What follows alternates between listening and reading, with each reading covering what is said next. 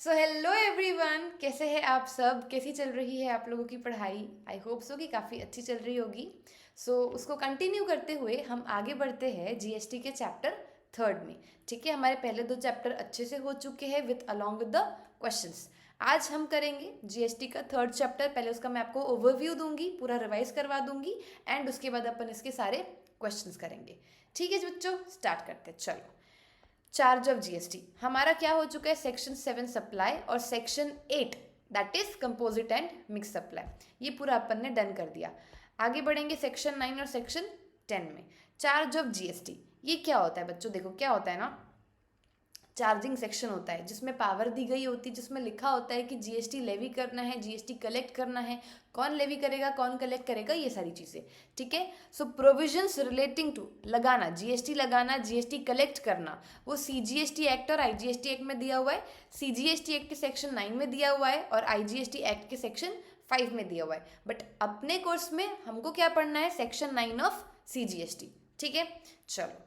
CGST act 2017 जो है वो पूरे इंडिया में होल में क्या होता है? लगता है, लागू होता है। ठीक है, और एसजीएसटी एक्ट जो है वो सिर्फ और सिर्फ उस रिस्पेक्टिव स्टेट में लागू होता है। मतलब अगर छत्तीसगढ़ का सीजीएसटी एसजीएसटी एक्ट है तो वो सिर्फ छत्तीसगढ़ के ही स्टेट में एप्लीकेबल होगा। लेकिन अगर वही महाराष्ट्र का एसजीएसटी एक्ट है तो वो महाराष्ट्र के स्टेट में लागू होगा। ठीक है, बट जो सीजीएसटी एक्ट है वो एक ही होता है which is applicable to whole of the India.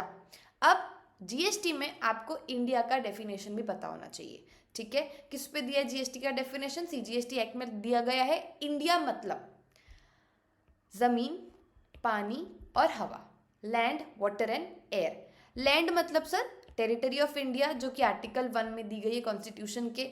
Water मतलब क्या होता है सर? वाटर मतलब होता है territorial waters, seabed, subsoil underlying such waters, continental shelf, exclusive economic zone, ये सब। ये जो आपका सॉरी ये जो आपका डायग्राम है ये आपका टेरिटोरियल वाटर पूरा डिस्क्राइब करता है। ठीक है, ये मान लो इंडिया की बेस लाइन है। ठीक है, ये पूरा इंडिया का बेस लाइन है। यहाँ से लेकर 12 नॉटिकल माइल्स तक अपना टेरिटोरियल वाटर रहेगा। फिर यहाँ से 12 नॉटिकल माइल्स तक कंटेजियस जोन रहेगा। ठीक है, फिर ये पूरा आपका एक्सक्लूसिव इकोनॉमिक जोन, ये हाई सी रहता है। ठीक है, ये हाई सी रहेगा। यहाँ 200 नॉटिकल माइल्स के बाद अपना हाई सी चालू हो जाएगा। यहाँ पे चीज़ें फिर इंडिया में नहीं होती है ना, ये क्या हो जाएगा अपना इंडिया के बाहर नॉन सप्लाईज आ जाएगा। ठीक है, तो अभी नॉटिकल माइल्स क्या होता है? नॉटिकल माइल मतलब जैसे अपन अगर लैंड में कहीं ज़मीन को किलोमीटर से मेजर करते हैं तो वाटर को नॉटिकल माइल से मेजर करते हैं। ठीक है, तो अगर मान लो यहाँ पर आपकी शिप है, ठीक है, उसमें गुड्स वगैरह है, तो अभी अपन इसको मानेंगे कि ये इंडिया में ही है। ओके, ये इंडिया के गवर्निंग एरिया में ही अभी है। ठीक है, तो इसलिए अपने को पता होना चाहिए कि इंडिया में कहाँ तक, किस एरिया तक अपने को क्या मानना है, उसको इंडिया में इंक्लूड करना है। तो अपने को पता चल गया टेरिटोरियल वाटर, सी बेड, सब सॉइल। फिर ये इंडिया का जो ये अपना वाटर है, वाटर के अंदर जो सब सॉइल भी है वो भी इंडिया का पार्ट है, ध्यान रखना। ठीक है, चलो, तो ये सारी चीज़ें क्या होती है अपनी? वाटर। और एयर मतलब टेरिटोरी, फिर वाटर, टेरिटोरियल वाटर, और उसके ऊपर जो भी आपका एयर होगा वो भी इंडिया का ही पार्ट होगा। अगर मान लो हेलीकॉप्टर से कुछ गुड्स जा रहे हैं, ठीक है, बाय एयर कुछ गुड्स जा रहे हैं, ठीक है, और अगर ये टेरिटरी और टेरिटोरियल वाटर के ही क्या बोलना चाहिए मेजरमेंट में लगते हैं तो वो भी क्या हो जाएगा आपका लैंड में एयर में कवर हो जाएगा और वह इंडिया के डेफिनेशन में ही आएगा। ठीक है, सो लैंड, वाटर और एयर। अब आते हैं सर अपन इंटरस्टेट सप्लाई, वो दिया है सेक्शन 7 में, और इंट्रास्टेट दिया सेक्शन 8 किसके? आईजीएसटी एक्ट के। आप कंफ्यूज मत होना, सेक्शन 7 ऑफ आईजीएसटी एक्ट में दिया है इंटरस्टेट सप्लाई क्या होता है। तो क्या होता है ये तो अपने को पता है, जहां पर लोकेशन ऑफ सप्लाई और लोकेशन ऑफ सप्लायर और place of supply different states में है, या फिर दो डिफरेंट यूनियन टेरिटरीज में है, या फिर एक स्टेट और एक यूनियन टेरिटरी में है। ठीक है, उसके बाद अगर गुड्स इंपोर्ट किए जाते हैं into territory of India till they cross custom frontiers, मतलब मैंने आपको बताया था कि इंपोर्ट ऑफ गुड्स को भी क्या माना जाता है? इंटरस्टेट माना जाता है। फिर वो इंपोर्ट ऑफ सर्विस भी क्यों ना हो, उसको भी अपन क्या मानेंगे? इंटरस्टेट सप्लाई मानेंगे। ठीक है, सो देखो, सप्लाई ऑफ गुड्स और सर्विसेज बोथ जहाँ पर लोकेशन ऑफ सप्लायर कहाँ रहता है, इन इंडिया में, और अगर प्लेस ऑफ सप्लाई रहता है इंडिया के बाहर, तो ये एक तरीके का क्या हो गया आपका, एक्सपोर्ट। ठीक है, या तो फिर टू और बाय एसईजेड यूनिट और developer in taxable territory not being inter state supply and not covered elsewhere. ये याद रखना, एक्सपोर्ट भी इंटर स्टेट ही माना जाता है। फिर एसईजेड यूनिट से जो चीज़ें सप्लाई होती है, ठीक है, या फिर उससे एसईजेड यूनिट किसी को सप्लाई करता है, तो उसको भी अपन केस में कंसिडर करेंगे इंटर स्टेट सप्लाई में। ठीक है, और तीसरा, अगर अपने को नहीं पता, एक तो ये इंट्रा स्टेट भी नहीं है और कहीं और कवर भी नहीं है, तो उसको अपन क्या मानेंगे कि ये कौन सा सप्लाई है, इंटर स्टेट सप्लाई है। आई बात समझ में? ठीक है बच्चों, ओके। अब अपन आते हैं intra state supply of goods. Section 8 में दिया हुआ है, आपको पता है, जहां पर लोकेशन ऑफ सप्लायर और place of supply same state या फिर सेम यूनियन टेरिटरी में है, उसको अपन क्या बोलते हैं, intra state supply. That's it. Exception ये तीनों जो यहाँ पर अपन ने पढ़ा, एक तो इंपोर्ट जिसको अपन इंटर मानते हैं, ठीक है, टू और बाय एसईजेड यूनिट डेवलपर जो अपना इंटर स्टेट में कंसिडर किया जाता है, और अगर आप किसी टूरिस्ट को सप्लाई करते हो तो वो भी किस में कंसिडर किया जाएगा, आपका इंटर स्टेट सप्लाई में कंसिडर किया जाएगा। तो इंट्रा स्टेट में बस ध्यान रखना, एलओएस लोकेशन ऑफ सप्लायर और प्लेस ऑफ सप्लाई अगर सेम स्टेट और यूनियन टेरिटरी में है, that will be considered as what, intra state supply. ठीक है, चलो उसके बाद अगर इस टेरिटोरियल वाटर पे कुछ सप्लाई होता है तो क्या मानेंगे उसको, इंटर मानेंगे, इंट्रा मानेंगे, कौन से स्टेट में वो सप्लाई हो रहा है क्या मानेंगे। सो देखो, जहां पर location of supplier territorial waters पे है या फिर place of supply territorial water पे है, तो उस केस में हम ये मानेंगे कि कहाँ पे सप्लाई हो रहा है, deemed to be the nearest coastal state और यूनियन टेरिटरी। मान लो इधर किधर है आपका गुड्स, ठीक है, अब प्लेस ऑफ सप्लाई यहाँ गई, तो अपन यहाँ पे देखेंगे कि सबसे नियरेस्ट स्टेट कौन सा है। ठीक है, तो इस स्टेट में अपन मानेंगे कि सप्लाई हो रखा है। ठीक है बच्चों, फिर अपन कैलकुलेट कर लेंगे कि इंटर है कि इंट्रा है। चलो, ये अपना बेसिक पार्ट हो चुका है, which is not that relevant for questions point of view. मतलब अपने को पता होना चाहिए, डायरेक्ट क्वेश्चन नहीं पूछा कि what is inter state, what is intra state, ये पता होना चाहिए। ठीक है, ताकि अपने से नेक्स्ट लेवल जो क्वेश्चन है वो बन सके। ये हो चुका है अपना। अब आते हैं अपन section 9 of the CGST act, levy और कलेक्शन के बारे में बताया गया है। 9(1) में बताया गया है नॉर्मल लेवी एंड कलेक्शन। देखो, टैक्स जो लगता है वो किस पे लगेगा, आप बताना। एक वैल्यू होगी आपके पास, उस पे परसेंटेज लगेगा, 18% हो गया, 12% हो गया, 5% हो गया, फिर आपका क्या निकलेगा, जीएसटी निकलेगा, राइट। तो यही चीज़ बताई गई है। अब टैक्स में चाहे वो सीजीएसटी एसजीएसटी हो, चाहे वो आईजीएसटी हो, सीजीएसटी एसजीएसटी लगता है इंट्रा स्टेट में, आईजीएसटी लगता है इंटर स्टेट में, except alcoholic liquor for human consumption, जिसमें तो जीएसटी लगता नहीं है, तो वो आपने एक्सेप्शन में डाल दिया। अच्छा, ये जो टैक्स है वो किस पे लगेगा, जो टैक्स रेट है किस पे लगता है, ऑन वैल्यूज जो एज पर सेक्शन 15 डिटरमाइन की जाएगी, और on the rate which is notified by the government, जिसका मैक्सिमम रेट कितना रहेगा, 20% सीजीएसटी और 40% कितना रहेगा आईजीएसटी। अगर एसजीएसटी को भी कैलकुलेट कर लोगे तो 20%, टोटल 40% तक मैक्सिमम रेट जाएगा, उससे ऊपर रेट मैक्सिमम नहीं जाएगा। ठीक है सर, ओके। रेट कौन नोटिफाई करेगा, गवर्नमेंट नोटिफाई करेगी। डन, 9(1) हो गया। 9(2) बात करता है supplies on which tax would be levied with effect from notified date. कुछ ऐसे सप्लाईज है जो अपन ने चैप्टर 1 में ही पढ़ रखे थे, जिसमें जीएसटी कब से लगेगा, नोटिफाइड डेट, जब नोटिफिकेशन आएगा जीएसटी काउंसिल का तब से लगेगा। तो वैसे कौन से प्रोडक्ट्स है, high speed diesel, motor spirit, natural gas, aviation turbine fuel, फिर आ गया आपका पेट्रोलियम। ठीक है, ओके मैम। 9(1) और 9(2) क्लियर है आप लोगों को, पक्का। चलो, अब आगे बढ़ते हैं 9(3) and 9(4) which is very very very important. 9(3) 9(4 बात करता है जिसमें टैक्स जो है वो रिवर्स चार्ज में पेबल होता है। मैम रिवर्स चार्ज क्या होता है, फटाफट बता देती हूँ। एक होता है एफसीएम, एक होता है आरसीएम। एफसीएम में क्या होता है सर, सप्लायर ने रेसिपिएंट को कुछ गुड्स सप्लाई किया, रेसिपिएंट ने क्या किया, टैक्स का पेमेंट किया, ठीक है, including the value of that goods. फिर सप्लायर क्या करेगा, ये जो टैक्स रेसिपिएंट से उसको मिला है, this supplier will pay it to the government. तो ये क्या हो गया, फॉरवर्ड चार्ज मैकेनिज्म। सप्लायर ने रेसिपिएंट से लेकर गवर्नमेंट को टैक्स पे किया, ठीक है, बिकॉज ऐसा जरूरी थोड़ी कि हर रेसिपिएंट आपका रजिस्टर्ड हो, रेसिपिएंट्स तो जीएसटी में रजिस्टर्ड होते ही नहीं है, ठीक है, तो जो सप्लायर रजिस्टर्ड है ही will pay tax to the government. So this is forward charge mechanism. अब आते हैं अपन रिवर्स चार्ज मैकेनिज्म में। सप्लायर ने रेसिपिएंट को गुड्स सप्लाई किए।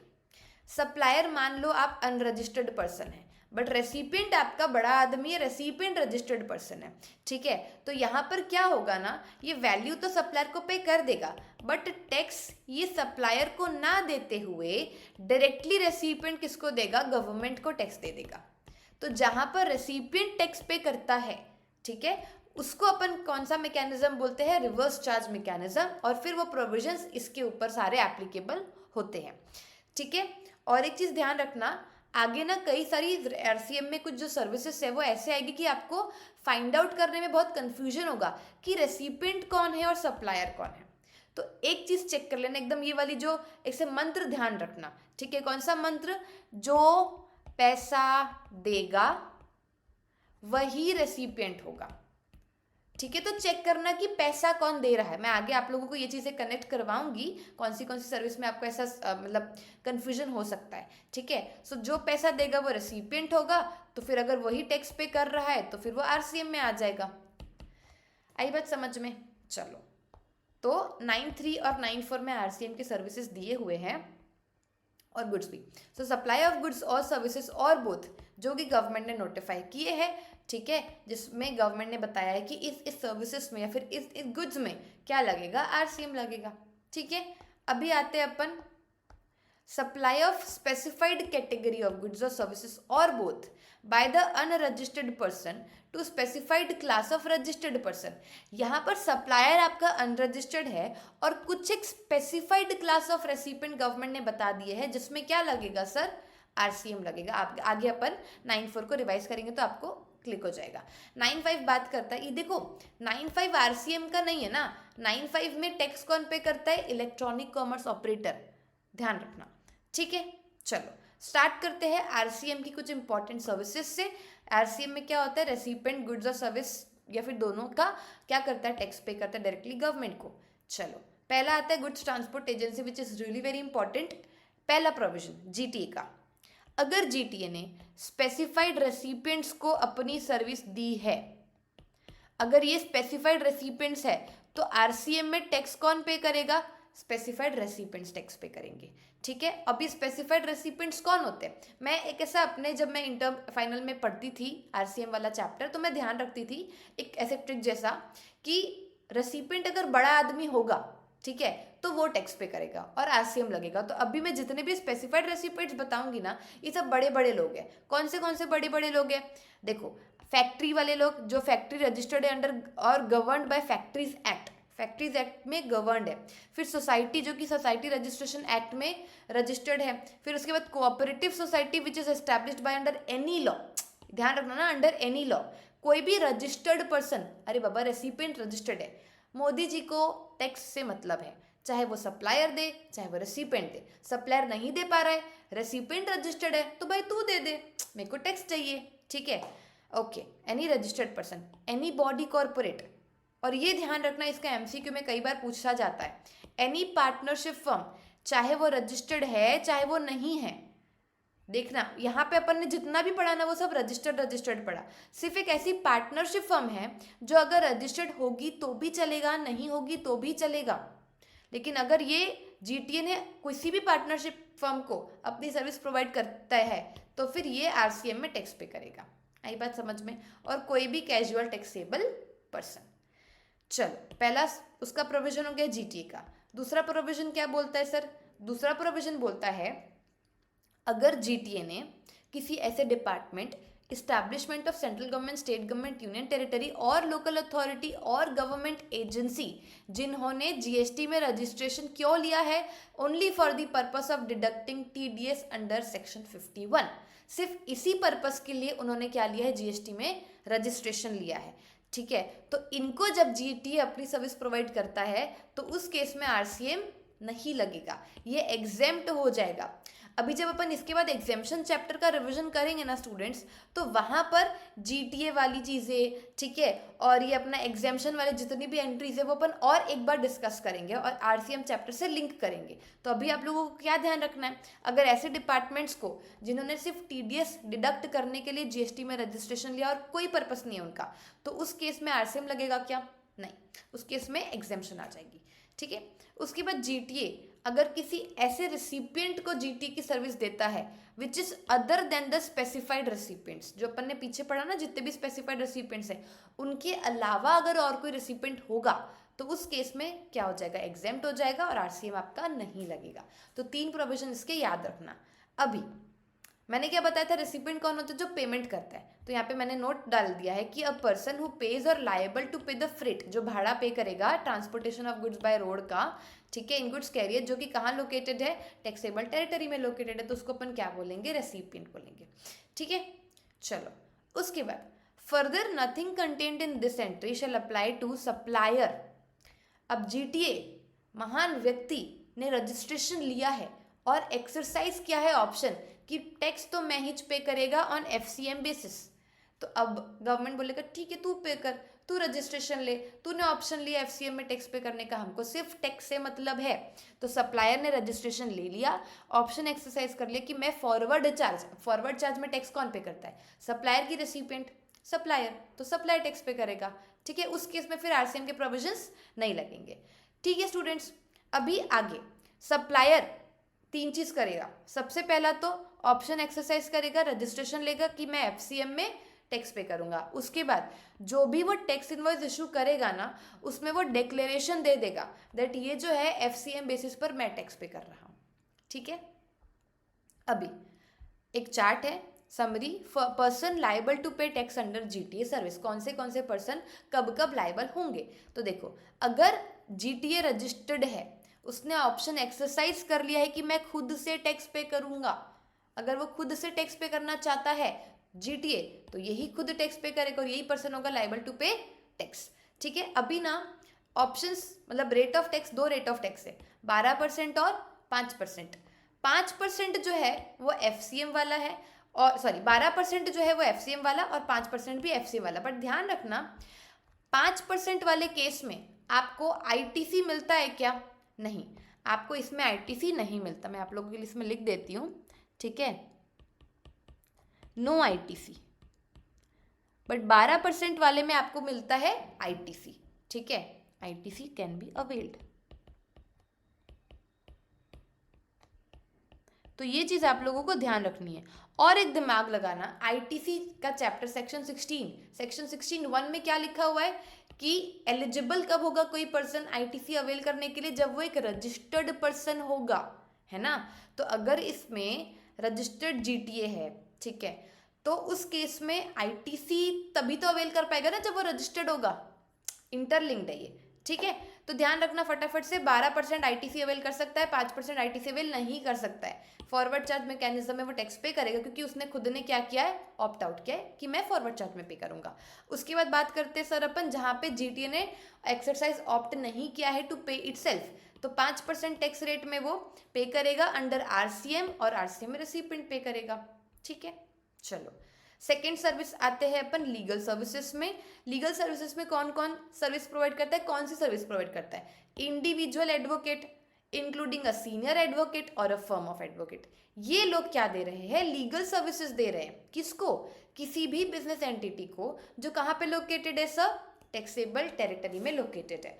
अब आप लोग बोलोगे कि हमको कैसे पता चलेगा कि ये लीगल सर्विस है? तो ध्यान रखना क्वेश्चन में अगर ऐसा दिया होगा कि कोई एडवाइस की सर्विस दे रहा है, कंसल्टेंसी सर्विस दे रहा है, असिस्टेंस की सर्विस दे रहा है, ठीक है, रिप्रेजेंटेशनल सर्विस दे रहा है बिफोर एनी कोर्ट, ट्रिब्यूनल और अथॉरिटी। एडवोकेट जो है वो क्लाइंट के बिहाफ में कोर्ट में जाके रिप्रेजेंट हो रहा है ऑन बिहाफ ऑफ क्लाइंट, तो वो भी कौन सी सर्विस हो गई?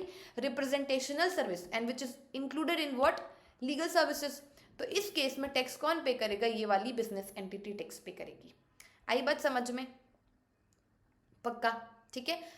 ध्यान रखना इसमें एक चीज चेक करनी रहेगी, अगर क्वेश्चन में टर्नओवर गिवन होगा तो पहले आपको चेक करना है। लीगल सर्विस देख के अंधाधुन आरसीएम क्लिक मत कर देना, ठीक है। देखो क्या होता है, अगर इस बिजनेस एंटिटी का प्रीसीडिंग फाइनेंशियल ईयर का एग्रीगेट टर्नओवर थ्रेशोल्ड लिमिट से एक्सीड करता है तो उसमें क्या लगेगा सर, आरसीएम की लाइबिलिटी लगेगी, मतलब आरसीएम लगेगा और रेसिपिएंट टैक्स पे करेगा, मतलब बिजनेस एंटिटी।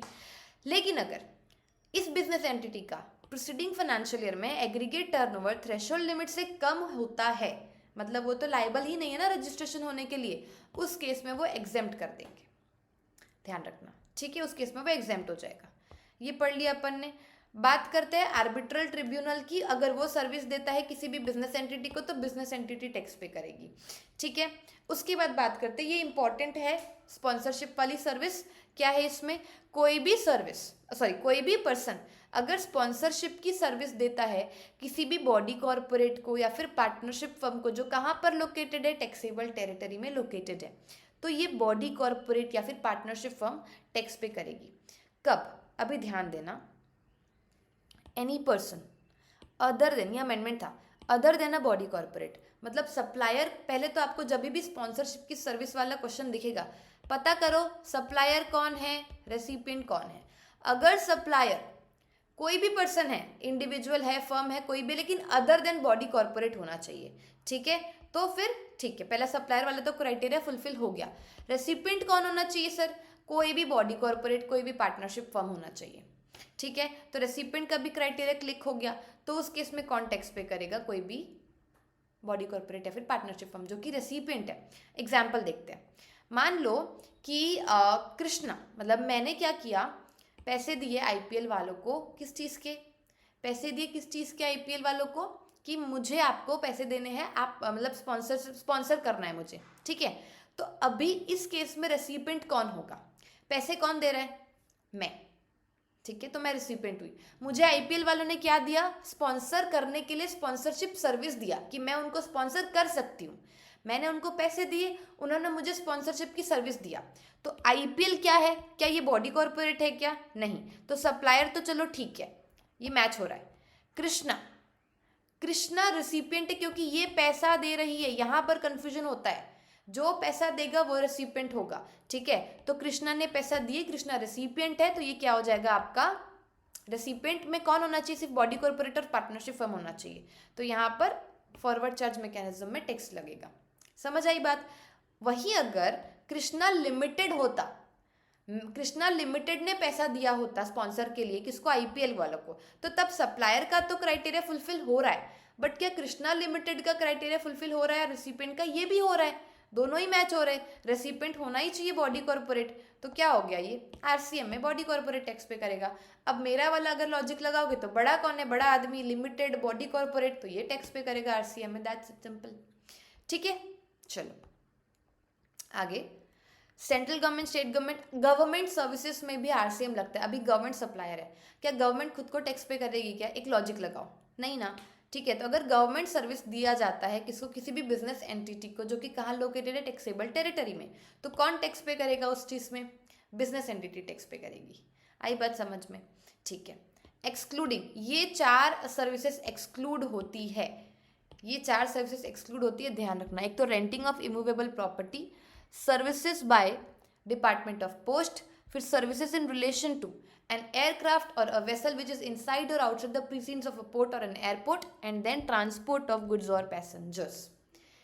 मैंने क्या बताया, एग्जेम्पशन वाली चैप्टर में अपन इसको डिटेल में पढ़ेंगे, ठीक है। डिटेल में मतलब ये चीज़ें वहाँ पर कवर्ड है। यहाँ पर आपको ध्यान रखना है कि रेंटिंग ऑफ इमूवेबल प्रॉपर्टी ये अपन आगे पढ़ने वाले हैं, जिसमें मैं आपको बताऊंगी कि आरसीएम लगता है, एफसीएम लगता है, एग्जेम्प्ट होता है, क्या होता है। फिर आपका डिपार्टमेंट ऑफ पोस्ट, ये एग्जेम्प्ट होता है। एयरक्राफ्ट वेसल से रिलेटेड क्या होता है आपका, एफसीएम लगता है या तो फिर एग्जेम्प्ट होता है। फिर ट्रांसपोर्ट ऑफ गुड्स और पैसेंजर्स, जीटीए वाली सर्विस कैसे लगेगी, हायरिंग है, क्या है, तो ये सब अपन पढ़ने वाले हैं किसमें, एग्जेम्पशन वाले चैप्टर में, ठीक है। तो अभी आपको क्या ध्यान रखना है, गवर्नमेंट सर्विस अगर होती है तो वो क्या होता है सर, आरसीएम उसमें लगता है और बिजनेस एंटिटी टैक्स पे करेगी, ठीक है। अभी 5 हो गया अपना, 5A में बात किया है, गवर्नमेंट ने क्या प्रोवाइड किया है, services by way of renting of immovable property. Government ने अपनी कोई इमूवेबल प्रॉपर्टी होगी उसको रेंट पे दिया है, किसको, एनी रजिस्टर्ड पर्सन को। तो आपको पता है renting of immovable property is a supply of service, बाहर मत निकाल देना इमूवेबल प्रॉपर्टी समझ के, ठीक है। तो अगर रेंटिंग ऑफ प्रॉपर्टी है, सप्लायर लेकिन वो नॉर्मल सप्लायर है अदर देन गवर्नमेंट, तो जब भी ऐसा क्वेश्चन आएगा कि रेंटिंग ऑफ प्रॉपर्टी है, सप्लायर गवर्नमेंट नहीं है, नॉर्मल सप्लायर है, तो आपको सबसे पहले पर्पस देखना है कि भाई पर्पस क्या है, क्यों रेंटिंग पे दिया है। दो पर्पस चेक करना, एक रेसिडेंशियल है क्या, दूसरा कमर्शियल है क्या। रेसिडेंशियल अगर है उस पर दो क्राइटेरिया, अगर पर्सनल रेसिडेंस के लिए दिया जा रहा है तो भले ही सप्लायर रजिस्टर्ड हो कि अरे घर में रहने के लिए आपको रेंट पे दिया जा रहा है, तो आप सामने वाले का क्या पर्पस था, रेसिडेंशियल वाला पर्सनल रेसिडेंसी के लिए दिया है, घर वालों को रुकने के लिए, तो चाहे वो रिसीवर रजिस्टर्ड हो कि अनरजिस्टर्ड हो, जीएसटी लगेगा क्या उसमें, नहीं लगेगा, तो वो एग्जेम्प्ट हो जाएगा। ठीक है।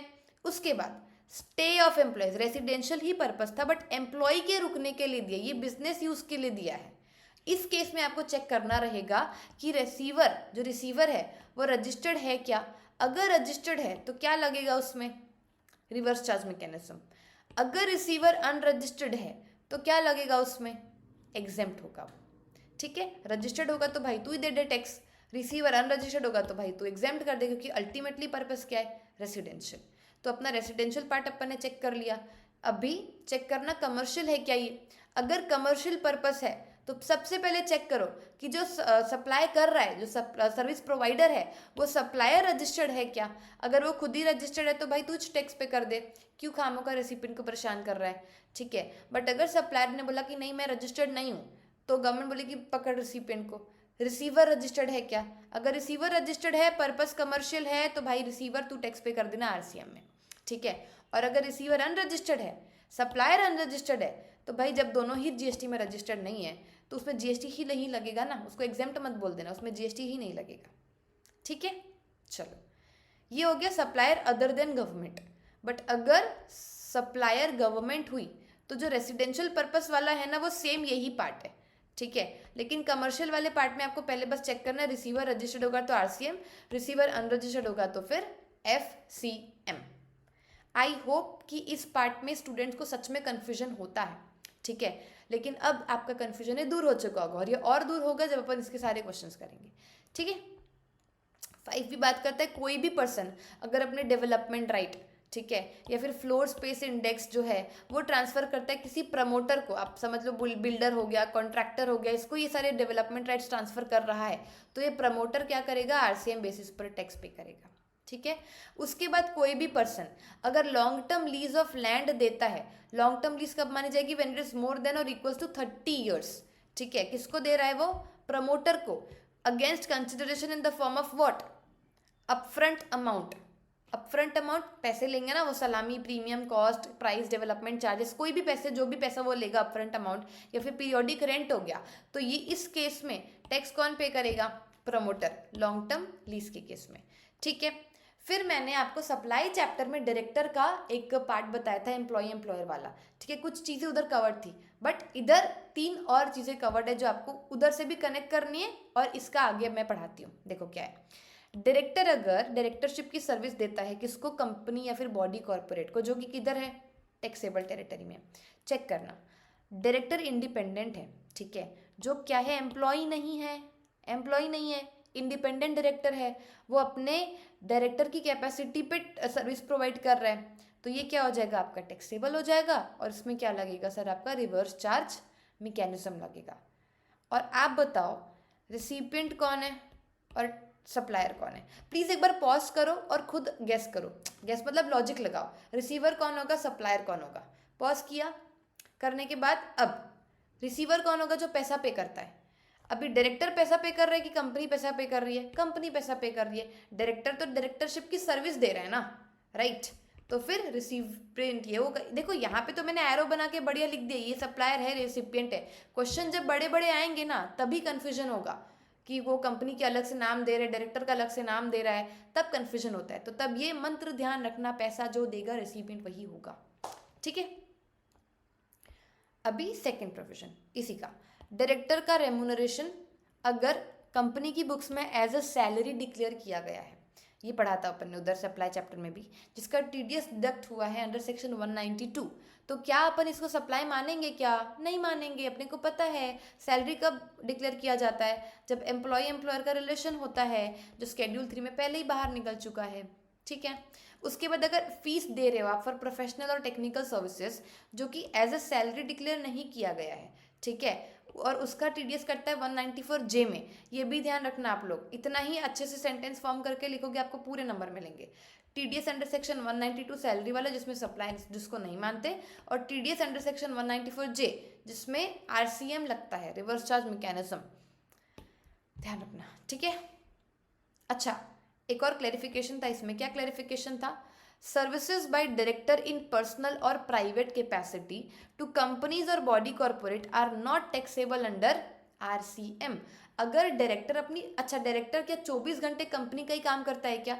नहीं, हो सकता है मान लो डायरेक्टर की कोई पर्सनल लैंड है, ठीक है, बाद में उसने कंपनी वालों को किसी को पूछा होगा कि आपको लैंड चाहिए कि मैं लैंड बेचना चाहता हूँ, तो आप उसको डायरेक्टरशिप की सर्विस बोलोगे क्या? नहीं, वो अपनी पर्सनल कैपेसिटी पे कंपनी को सर्विस दे रहा है, तो उसमें नॉर्मल प्रोविजंस ही लगेंगे जीएसटी के।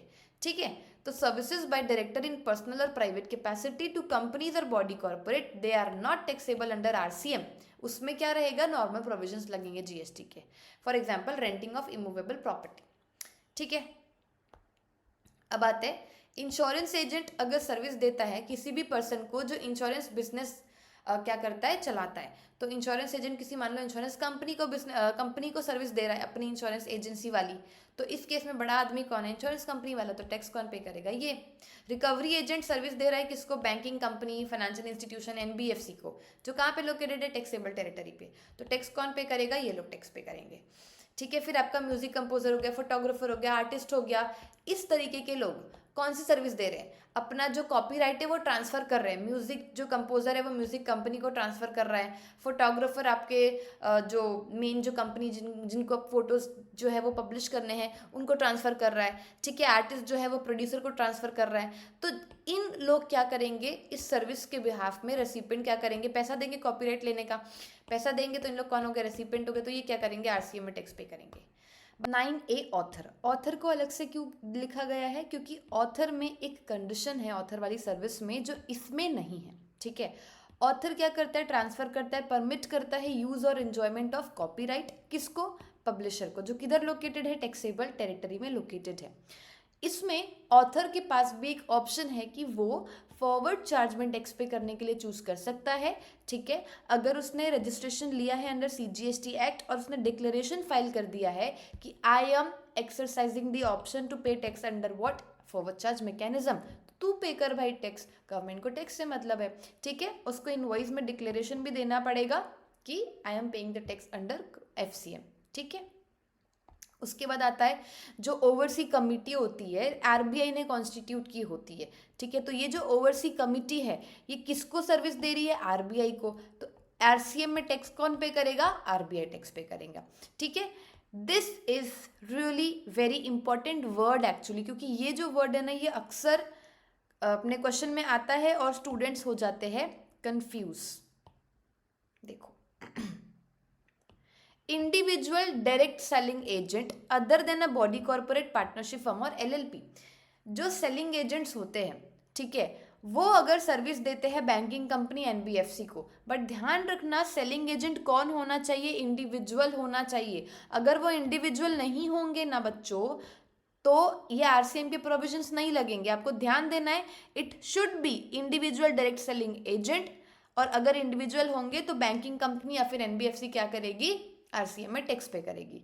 ठीक है, उसके बाद बिजनेस फैसिलिटेटर बैंकिंग कंपनी को अगर सर्विस देता है तो बैंकिंग कंपनी आरसीएम में टैक्स पे करेगी। बिजनेस करस्पॉन्डेंट का एजेंट अगर बिजनेस करस्पॉन्डेंट को सर्विस देता है तो बिजनेस करस्पॉन्डेंट टैक्स पे करेगा।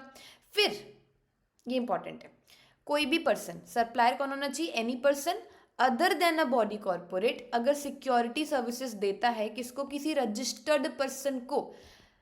सप्लायर कौन होना चाहिए? कोई भी person other than body corporate. Recipient कौन होना चाहिए? कोई भी रजिस्टर्ड पर्सन, और यहाँ पर अदर देन बॉडी कॉर्पोरेट। ठीक है, सिक्योरिटी सर्विसेज दे रहा है, मतलब सिक्योरिटी सर्विसेज मतलब जो सिक्योरिटी गार्ड्स होते हैं, सिक्योरिटी पर्सोनल्स होते हैं, वो प्रोवाइड करता है। ठीक है, अच्छा तो कौन टैक्स पे करेगा? ये रजिस्टर्ड पर्सन टैक्स पे करेगा। लेकिन ये वाले लोग को अगर क्या बोलना चाहिए, सिक्योरिटी सर्विस दी जाती है किनको?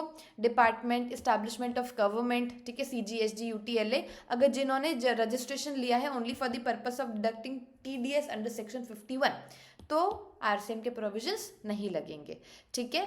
और अगर किसी भी रजिस्टर्ड पर्सन को जो टैक्स पे करता है अंडर कंपोजिशन स्कीम, तो उसमें भी ये प्रोविजंस नहीं लगेंगे, तो ये ध्यान रखना आप लोग, ठीक है। ये इंपॉर्टेंट है। कोई भी person other than body corporate supplier, कोई भी पर्सन हो सकता है बट बॉडी कॉर्पोरेट नहीं होना चाहिए, और रेसिपिएंट कौन होना चाहिए? बॉडी कॉर्पोरेट होना चाहिए। मुझे ये लाइन पढ़ाने से पहले एक बार मैं आपको एक चार्ट एक्सप्लेन कर देती हूँ, फिर आपको वो इजीली समझ आ जाएगा क्या लिखा है, ठीक है। देखो, person who is liable to be under renting, liable to pay tax under renting of motor vehicle services, ठीक है, liable to pay tax under motor vehicle services. तो इसमें क्या होता है सर? देखो, दो टैक्स रेट्स है, 5% और 12%। अगर 12% होगा, आंख बंद करके FCM आएगा, ठीक है। 5% है टैक्स रेट, और उसमें supplier other than body corporate है। जब supplier other than body corporate है ना, एक बार चेक कर लो रेसिपिएंट कौन है। अगर रेसिपिएंट बॉडी कॉर्पोरेट है, मतलब रेसिपिएंट बड़ा आदमी है, सप्लायर छोटा आदमी है, ऐसे याद करने के लिए। अगर रेसिपिएंट बड़ा आदमी है तो रिवर्स चार्ज लग जाएगा, और अगर recipient other than body corporate है तो क्या लग जाएगा सर? फॉरवर्ड चार्ज मैकेनिज्म, ठीक है। सप्लायर खुद ही बॉडी कॉर्पोरेट है तो वो तो खुद ही टैक्स पे कर दे, राइट। 3 क्राइटेरिया याद रखना। टैक्स रेट 5% है, ठीक है। सप्लायर कौन है? अदर देन बॉडी कॉर्पोरेट है। और रेसिपिएंट कौन है? रेसिपिएंट सर बॉडी कॉर्पोरेट है, ठीक है। रेसिपिएंट कौन है? बॉडी कॉर्पोरेट है। तो ये तीनों क्राइटेरिया अगर फुलफिल होता है तो इसमें क्या लगेगा? अपना RCM लगेगा, और जिसमें रेसिपिएंट टैक्स पे करेगा। समझ आई क्या बात? बाकी कोई भी केस हो, क्या लगेगा? FCM लगेगा। 5% सप्लायर बॉडी कॉर्पोरेट नहीं है और रेसिपिएंट बॉडी कॉर्पोरेट है तो RCM लगेगा। अभी ये पढ़ना, services by way of renting of any motor vehicle which is designed to carry passenger. Renting की सर्विस दे रही है, क्या चीज रेंटिंग पे दिया जा रहा है? मोटर व्हीकल, जिसमें कॉस्ट ऑफ फ्यूल इंक्लूडेड है, ठीक है, which is charged from service recipient and don't issue an invoice charging CGST eight the rate of 6%। मतलब क्या होता है? 6% CGST है तो SGST 6% और टोटल 12% है। जहां 12% होगा तो वो तो FCM में आ जाएगा ना। ये अपन RCM का पढ़ रहे हैं, RCM के में क्या एप्लीकेबिलिटी कब होगी वो पढ़ रहे हैं। तो यहाँ पे इसलिए लिखा है कि don't issue an invoice of 6% वाला, ठीक है, जिसमें कॉस्ट ऑफ फ्यूल इंक्लूडेड होगा। तो ये चीज ध्यान रखना, कॉस्ट ऑफ फ्यूल भी इंक्लूडेड होना चाहिए उस कंसिडरेशन में। तो क्या लग जाएगा? RCM और बॉडी कॉर्पोरेट टैक्स पे करेगा, ठीक है। अभी आ जाओ सर, अपना कितना बचा है इसमें? बस एक लास्ट पेज बचा है, फिर अपना ये चैप्टर का ओवरव्यू भी डन हो जाएगा, ठीक है। चल,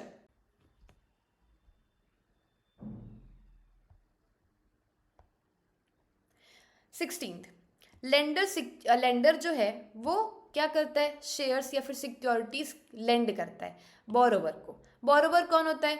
who borrows the securities under the scheme. और लेंडर कौन होता है? जो सिक्योरिटी को लेंड करता है, ठीक है।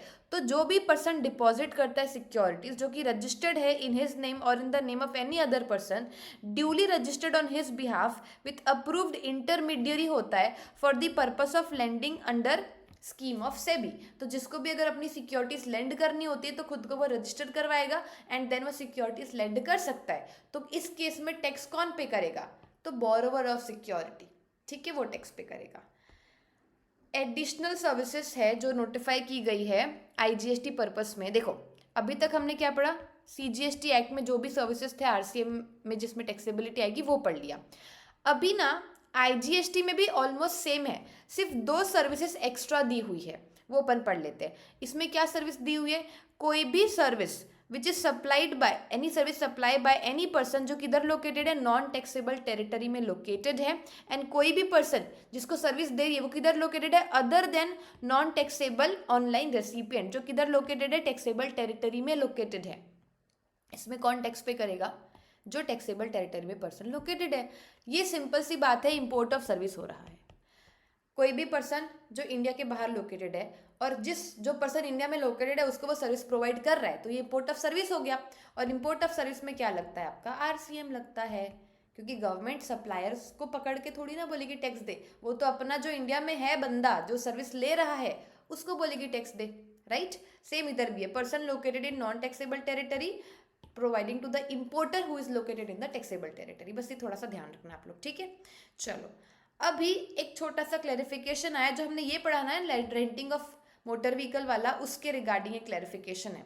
क्या क्लैरिफिकेशन है, there may arise a doubt as to the whether RCM is applicable on service of renting of motor vehicle designed to carry passengers या फिर service of transportation of passengers.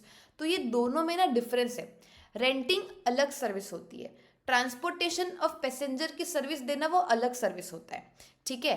अगर आपने मान लो बस से आपको कहीं जाना है, आपने बस रुकवाई और बोला कि मुझे यहाँ तक जाना है, तो उसको ये बोलेगा क्या कि आपने बस को रेंट पे लिया है। आप तो ये नहीं बोलोगे आपने बस को रेंट पे लिया, ये रेंटिंग ऑफ बस की सर्विस ले लिया, नहीं, आपने ट्रांसपोर्टेशन ऑफ पैसेंजर की सर्विस लिया है। बट वहीं अगर आप मान लो कि एक दिन के लिए कोई मोटर व्हीकल रेंट पे लेते हो या फिर एक महीने के लिए रेंट पर ले लेते हो, जिसमें आपके हिसाब से वो आप चला रहे हो और उसका रेंट पे कर रहे हो, तो that is renting of motor vehicle की सर्विस, ठीक है। तो दोनों में बस यही डिफरेंस है, जहाँ पे अगर कोई बॉडी कॉर्पोरेट हायर करता है मोटर व्हीकल, क्यों, for transportation of the employees for a period of time, जहाँ पे वो जो रेंटर है वो डिफाइन करेगा कि कौन और कैसे व्हीकल को ऑपरेट करेगा, तो किस में फॉल होगा, ये रेंटिंग ऑफ मोटर व्हीकल के केस में फॉल होगा। और इस केस में जो बॉडी कॉर्पोरेट है, जो रेसिपिएंट है, वो पे करेगा जीएसटी अंडर आरसीएम, जो अपन ने पढ़ रखा है। हाँ, जहाँ पे बॉडी कॉर्पोरेट अवेल करता है पैसेंजर ट्रांसपोर्टेशन की सर्विसेज, ठीक है, फॉर स्पेसिफिक जर्नी और वॉयजेस, तो इसको अपन ये नहीं बोलेंगे कि उसने व्हीकल को रेंट पे ले लिया है, सिंपल, ठीक है। चलो 9.3 कंप्लीट हो चुका है, 9.4 और 9.5 बचा है, फटाफट से कर लेते हैं। 9.4 क्या बोलता है सर, 9.4 ये बोलता है कि अगर सप्लायर अनरजिस्टर्ड है और रेसिपिएंट जो है वो रजिस्टर्ड है, ठीक है, specified class of registered recipient, तो उस केस में आरसीएम में ये जो रजिस्टर्ड रेसिपिएंट है टैक्स पे करेंगे। अभी देखो मैं बताती हूँ क्या लिखा है।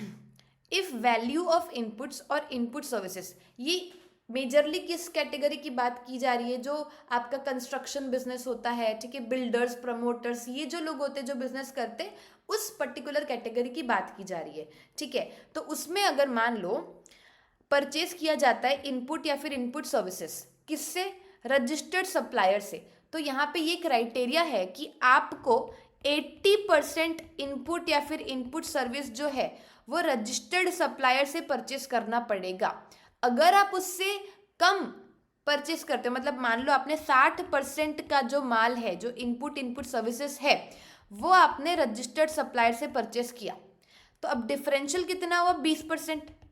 80% का डिफरेंशियल कितना हुआ, 20%, 80 माइनस 60, तो ये जो 20% है उसमें आप क्या पे करोगे, किसमें पे करोगे, आरसीएम बेसिस पर पे करोगे।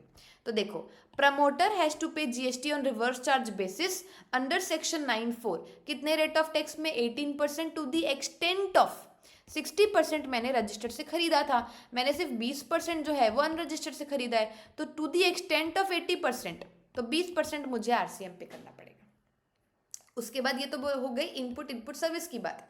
सीमेंट जो है, अगर वो आपने 1% भी अनरजिस्टर्ड से परचेस किया ना, तो आपको क्या करना पड़ेगा, आरसीएम में टैक्स पे करना पड़ेगा एट द रेट ऑफ 28%। ये सीमेंट की बात हो गई। उसके बाद कैपिटल गुड्स जो है, it shall be paid by the promoter on RCM, capital goods में हमेशा प्रमोटर ही आरसीएम में टैक्स पे करेगा। तो ये 3 चीजें ध्यान रखना, ठीक है। ज्यादा इंपॉर्टेंट अपना 9.3 वाला पार्ट है, 9.4 इट्स अ बी और सी कैटेगरी मान सकते हैं अपन, ठीक है। चलो 9.5 लास्ट एंड वेरी इंपॉर्टेंट।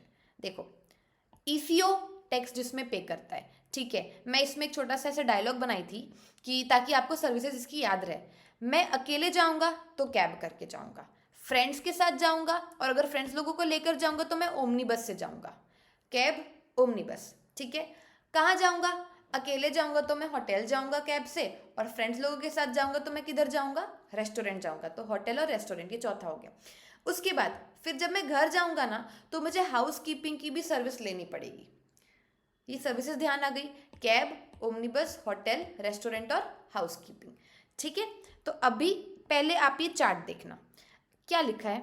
अगर कैब की सर्विस होती है तो उसमें हमेशा टैक्स कौन पे करता है, इलेक्ट्रॉनिक कॉमर्स ऑपरेटर ही टैक्स पे करता है। कैब मतलब अपना आपने ले लिया, रैपिडो, ओला, ये सब बुक किया, तो उसमें कौन टैक्स पे करेगा, वो ओला, electronic commerce operator tax pay करेगा। भले ही जो सप्लायर है वो रजिस्टर्ड हो या फिर वो अनरजिस्टर्ड हो, फर्क नहीं पड़ता, टैक्स कौन पे करेगा, ईसीओ वाला। ठीक है, सिर्फ इसका एक ही एक्सेप्शन है जो कि ओमनी बस वाला है, और वो भी अगर एक कंपनी होगी, देखो ओमनी बस कंपनी होगी तो ये खुद टैक्स पे करेगी, ना कि ईसीओ टैक्स पे करेगा।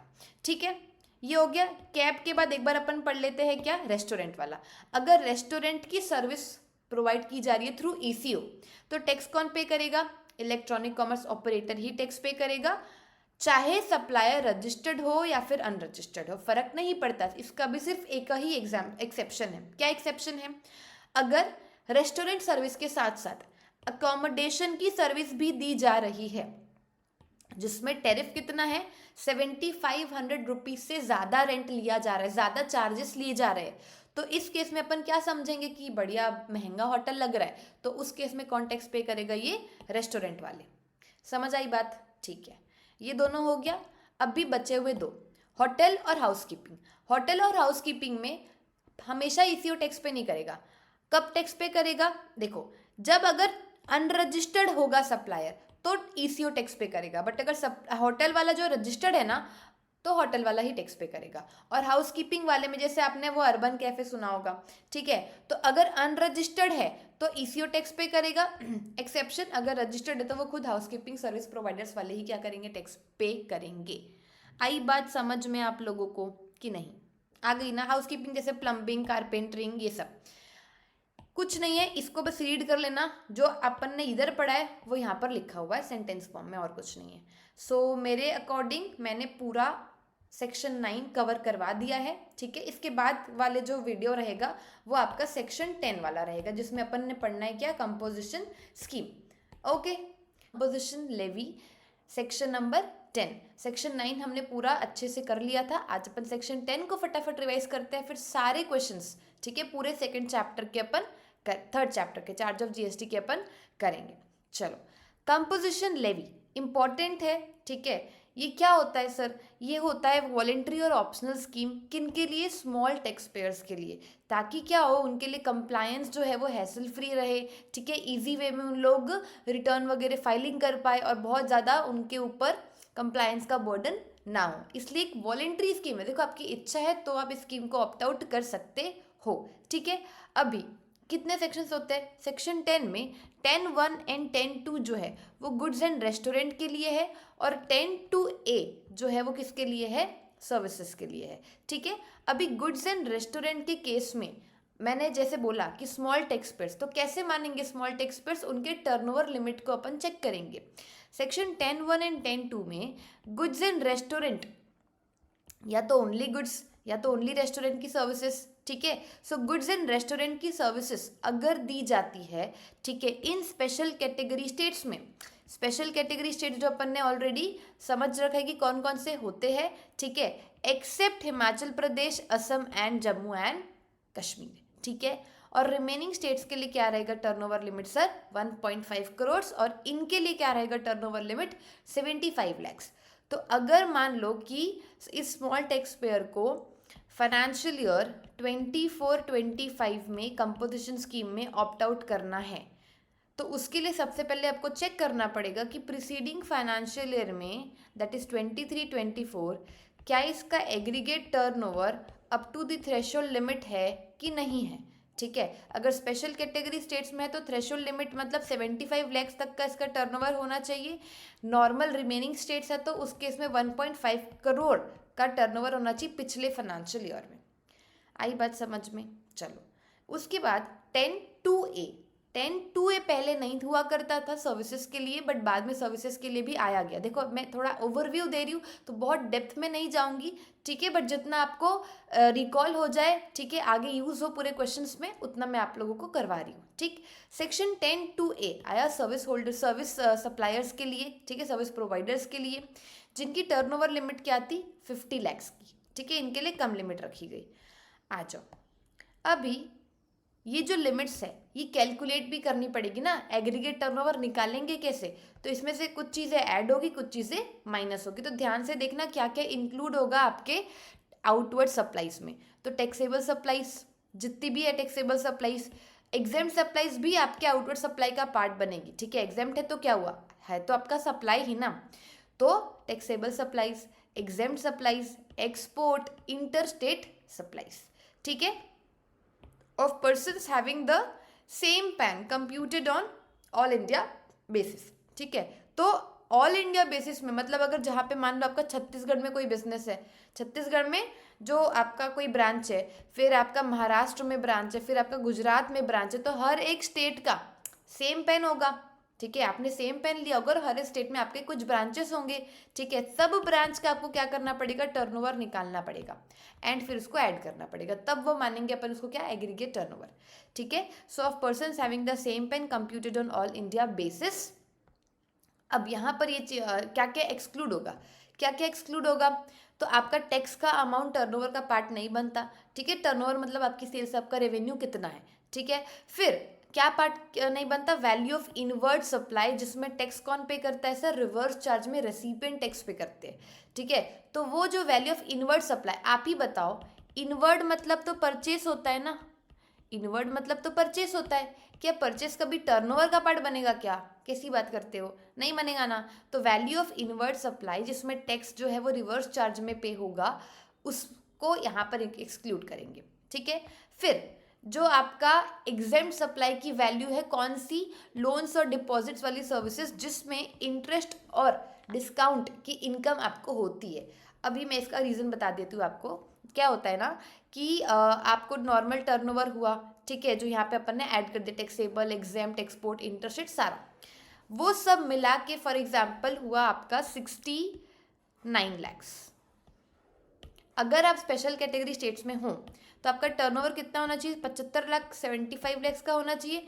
अगर इतना टर्नओवर पूरा आपका ऐड करके आया है तो फिर तो आप बढ़िया से एलिजिबल हो कंपोजिशन स्कीम में आने के लिए हो। ठीक है, अगर आपने देखी कि अरे मेरी इंटरेस्ट की इनकम भी तो हो रही है, इंटरेस्ट की इनकम हो रही है मेरी, मान लो 6 लैक्स, कितना हो जाएगा 15, राइट, तो 75 लैक्स टोटल।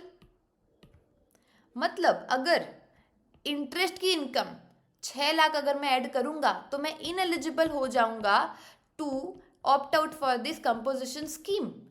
तो गवर्नमेंट ने बोला कि सिर्फ इंटरेस्ट इनकम के कारण बेचारे लोग बाहर आ जाते हैं, इनएलिजिबल हो जाते हैं कंपोजिशन स्कीम को ऑप्ट करने से, तो हम क्या करेंगे, इसको इंटरेस्ट इनकम इंक्लूड करने नहीं बोलेंगे। तो इसका टर्नओवर कितना लेगा, सिर्फ 69 लैक्स। समझ आई बात, ये देखो, तो वही बोल रहा है कि जहाँ पे आपको इंटरेस्ट या फिर डिस्काउंट की इनकम होती है तो वो चीज़ आपको क्या करनी है, एक्सक्लूड करनी है। ठीक है, क्या इंक्लूड करोगे, टैक्सेबल टर्नओवर। ठीक है, टैक्सेबल टर्नओवर, एग्जेम्प्ट टर्नओवर, फिर आपका एक्सपोर्ट वाला जो आप सप्लाई किए हैं वो ऐड होगा, फिर आपके इंटर स्टेट सप्लाईज भी ऐड होंगे। समझ आई बात, ओके। अभी ये क्या लिखा है, ये देखो, these also includes what, value of supplies made by registered person from 1st April of a financial year up to the date when he becomes liable for registration under CGST Act। एक बार example से समझाती हूँ आप लोगों को। For example 30 जून 2025, 30 जून 2025 को मान लो मुझे जीएसटी में रजिस्ट्रेशन लेना था, बट अभी मेरा टर्नओवर एक्सीड नहीं किया था, रजिस्ट्रेशन लिमिट थे फॉर एग्जांपल 20 लैक्स, तो 30 जून को मेरा टर्नओवर जो लिमिट था वो 22 लैक्स हो गया, तो मतलब ये क्रॉस कर गया। मैं लाइबल कब से हूँ रजिस्ट्रेशन के लिए, 30 जून से लाइबल हूँ मैं फॉर जीएसटी रजिस्ट्रेशन। तो यहाँ पर क्वेश्चन ये है कि इसके पहले भी मैं बिजनेस तो कर रही थी, है ना, अप्रैल मई जून इसमें मैं बिजनेस तो कर रही थी, हालांकि मेरा टर्नओवर 20 लाख से क्रॉस नहीं किया था। तो क्या मुझे इस अप्रैल मई जून के 3 मंथ का टर्नओवर ऐड करना चाहिए क्या एग्रीगेट टर्नओवर पे, आप बताओ। मैं लायबल हूँ जीएसटी में रजिस्ट्रेशन होने से 30 जून से, तो उसके पहले का क्या मुझे ज़रूरत है क्या ऐड करने की। तो जब आप कंपोजिशन स्कीम के लिए एग्रीगेट टर्नओवर निकालते हो तो you should be adding this 3 months का टर्नओवर भी। ठीक है, तो देखो क्या लिखा है, this also include value of supplies which is made by whom, registered person, कब से, 1st April of financial year, जब से वो लायबल हुआ है रजिस्ट्रेशन के लिए। आई बात समझ में, तो वो ऐड करना है आपको। ठीक, चलो उसके बाद क्या लिखा है यहाँ पर, जैसे मैंने यहाँ पे बताया कि एक्सपोर्ट और इंटरस्टेट सप्लाईज जो है वो ऐड होंगी एग्रीगेट टर्नओवर निकालने के लिए, लेकिन ऐड होंगे सिर्फ और सिर्फ डिटरमाइन करने के लिए एग्रीगेट टर्नओवर कितना है प्रीसीडिंग फाइनेंशियल ईयर में। जैसे ही वो लोग कंपोजिशन स्कीम में आ जाते हैं, कंपोजिशन स्कीम में आने के बाद they are not allowed to make any kind of exports और any kind of interstate supply. So ये चीज़ ध्यान रखना, value of export and interstate are relevant only for determining the aggregate turnover for preceding financial year, क्योंकि composition taxpayer is not eligible to make interstate supplies in the current financial year। ठीक है, तो ये पूरा आपके दिमाग में छप जाना चाहिए। ओके, क्या क्या पॉइंट्स आप रिमेंबर रखोगे, क्या क्या पॉइंट्स याद रखोगे? For applicability of the composition scheme आपको एग्रीगेट टर्नओवर क्या करना पड़ेगा, पेन वाइज कैलकुलेट करना पड़ेगा। लेकिन सर पेमेंट के लिए ध्यान रखना, गुजरात का पेमेंट अगर आपको करना है तो सिर्फ गुजरात के टर्नओवर में ही आप परसेंट कैलकुलेट करना, ठीक है। और अगर महाराष्ट्र का टर्नओवर कैलकुलेट करके फिर उसमें टैक्स पे करना, इसमें एग्रीगेट टर्नओवर और टैक्स पे मत कर देना। एग्रीगेट टर्नओवर सिर्फ क्या करता है, एप्लीकेबिलिटी चेक करने के लिए अपन कैलकुलेट करते हैं, ठीक है। पेमेंट के लिए अपने को स्टेट वाइज टर्नओवर निकालना होता है। और जो मैंने आपको बताया था कि 30 जून से मैं लायबल हूँ जीएसटी रजिस्ट्रेशन के, तो जब आपको टैक्स पे करना है ना, तो फिर वो जून से लेके आगे पूरा जितना भी आपका टर्नओवर है उस पर टैक्स पे करना। जब आप लायबल ही नहीं हो जीएसटी में रजिस्ट्रेशन होने की, यहाँ का टर्नओवर टैक्स पे करते टाइम इंक्लूड मत करना। ओके, ठीक है। देखो एडवांटेजेस क्या है, लो रेट ऑफ टैक्स है, मैं आगे बताऊंगी क्या क्या रेट ऑफ टैक्सेस है। फिर हैसल फ्री सिंपल प्रोसीजर्स है, सिंपल कैलकुलेशन है, सीधा टर्नओवर पे आप टैक्स रेट मल्टीप्लाई कर दो और आपका क्या आ जाएगा, टैक्स का कैलकुलेशन आ जाएगा। फिर वेरी सिंपल एनुअल रिटर्न होता है इसका, ठीक है। अब मैं रेट ऑफ टैक्सेस बताती हूँ। देखो क्या होता है, गुड्स के केस में मैन्युफैक्चरर, रेस्टोरेंट सर्विस और अदर्स, ये 3 कैटेगरीज याद रखना। मैन्युफैक्चरर के केस में रेट ऑफ जीएसटी क्या रहने वाला है under composition scheme, 0.5% CGST, 0.5% SGST. किसका लगेगा वो, टर्नओवर इन स्टेट और यूनियन टेरिटरी। तो टर्नओवर इन स्टेट और यूनियन टेरिटरी, पूरा टर्नओवर, ठीक है, चाहे वो एग्जेम्प्ट हो, चाहे वो टैक्सेबल हो, चाहे कुछ भी हो, पूरा आपको टर्नओवर लेना है। फिर उसमें 1%, ठीक है। रेस्टोरेंट सर्विस के केस में 5% होता है टर्नओवर इन स्टेट और union territory. And others, for example आप मान लो यहाँ पे ट्रेडर्स, तो ट्रेडर्स के केस में ध्यान रखना 0.5 तो ठीक है, सीजीएसटी और एसजीएसटी। किसका, टर्नओवर ऑफ टैक्सेबल सप्लाईज। यहाँ पे कहीं टैक्सेबल सप्लाई वर्ड का यूज नहीं किया है, सिर्फ अदर्स के केस में 1% of turnover of taxable supplies करना है आपको। आई बात समझ में? एंड सर्विसेज के लिए क्या होगा सर, 6% ऑफ टर्नओवर, ठीक है, 6% of turnover. I hope rate समझ गए, कैलकुलेट कैसे करते हैं टर्नओवर वो समझ गए, कितनी लिमिट्स होती है आप लोग वो समझ गए। समझे तो पहले ही हुए हो, मैं आपको रिवाइज करवा रही हूँ, ठीक है। क्या प्रोसीजर रहने वाला है सर इस स्कीम में ऑप्ट आउट करने के लिए, ऑप्ट करने के लिए? तो कैटेगरी ऑफ पर्सन्स देखना, अगर आपका न्यू रजिस्ट्रेशन है जीएसटी में तो आपको क्या करना पड़ेगा, जब आप अप्लाई करते हो ना तो पार्ट बी में फॉर्म जीएसटी REG 01 में अप्लाई कर देना। एंड उसका इफेक्टिव डेट क्या रहेगा, जब से आपका इफेक्टिव डेट ऑफ रजिस्ट्रेशन होगा तब से ही आप किस में आ जाओगे, कंपोजिशन स्कीम में आ जाओगे। अगर रजिस्टर्ड हो ऑलरेडी जीएसटी में और अब आप ऑप्ट करना चाहते हो कंपोजिशन में, तो क्या कर सकता है, इंटीमेशन फाइल कर सकते हैं in prescribed form prior to commencement of financial year. Intimation in prescribed form financial year के कमेंस होने से पहले, मतलब अगर आप रेगुलर में हो, आपको कंपोजिशन स्कीम में आना है, आप कभी भी नहीं आ सकते हो, आपको फाइनेंशियल ईयर के बिगिनिंग में ही आना पड़ेगा। आप ही बताओ, और पहले मस्त गवर्नमेंट को 12%, 18% ऐसा टैक्स रेट मिल रहा था, ऐसा टैक्स मिल रहा था। अब अगर कंपोजिशन वाले आ जाएंगे तो टैक्स रेट तो कम मिलेगा ना, है ना। तो इसलिए गवर्नमेंट ने ये बोला कि कभी भी मत आ जाना, फाइनेंशियल ईयर की स्टार्टिंग में ही आना है। तो उसके पहले आप अप्लाई कर देना, फिर फाइनेंशियल ईयर की स्टार्टिंग से आप क्या हो जाओगे, कंपोजिशन स्कीम में आ जाओगे। Prior to commencement of financial year आपको इंटीमेशन में प्रिस्क्राइब करना पड़ेगा, ठीक है। चलो फिर effective date of composition scheme क्या होती है, बिगिनिंग ऑफ फाइनेंशियल ईयर। ध्यान रहेगा कि जो रजिस्टर्ड है रेगुलर में है, अब कंपोजिशन में आना है तो बिगिनिंग ऑफ फाइनेंशियल ईयर से ही आना पड़ेगा। Okay ma'am. उसके बाद देखो, conditions and restrictions for composition levy.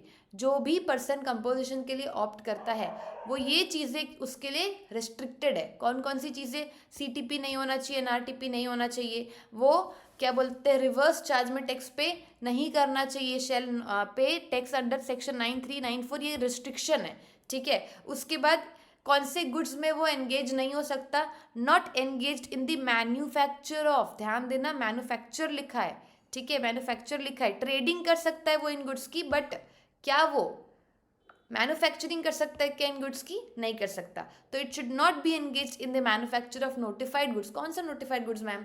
Ice cream, pan masala, tobacco, aerated water, fly, bricks, fly, aggregate fly, blocks, ये सारी चीज़ों का मैन्युफैक्चर अगर करेगा तो वो एलिजिबल नहीं है कंपोजिशन स्कीम में आने के लिए, ठीक है। ओके मैम, उसके बाद उसको क्या करना पड़ेगा सर, मेंशन करना पड़ेगा वर्ड्स की I am composition taxable person, जो टैक्स कलेक्ट नहीं करता, ठीक है। और ये चीज़ उसको किधर मेंशन करनी पड़ेगी, बिल ऑफ सप्लाई में। आपको पता है कंपोजिशन टैक्स पेयर्स जो है वो कस्टमर से टैक्स कलेक्ट नहीं कर सकते और टैक्स इनवॉइस भी नहीं बनाएंगे वो लोग, उन लोग बनाएंगे बिल ऑफ सप्लाई। और बिल ऑफ सप्लाई के टॉप में लिखना है कि they are composition taxable person not eligible to collect tax on the supplies, ठीक है। ओके, और उनके प्लेस ऑफ बिजनेस में भी बाहर बोर्ड लगा होना चाहिए कंपोजिशन टैक्सेबल पर्सन का, ठीक है सर। ओके मैम, देखो अदर पॉइंट्स क्या है, बिल ऑफ सप्लाई इशू होगा instead of tax invoice, tax shall not be collected from recipient, ITC आप अवेल कर नहीं सकते हो, कुछ शर्तें भी माननी पड़ेगी। ऐसा नहीं कि सिर्फ अच्छी अच्छी एडवांटेजेस ही मिलेंगे, आपको कुछ शर्तें मानोगे तो आपको कंपोजिशन का एडवांटेज मिलेगा, ठीक है। उसके बाद जो कंपोजिशन स्कीम है ना, a word shall include all registered person having same PAN, जैसा कि मैंने आप लोगों को बता दिया था। फिर अगर आप कंपोजिशन स्कीम का इरेगुलर अवेलमेंट करते हैं, गलत तरीके से अवेलमेंट करते हैं, तो आपके ऊपर पेनल्टी भी लगाई जा सकती है। ओके, चलो अब कौन कौन से ऐसे पर्सन है those who are not eligible to opt for composition scheme.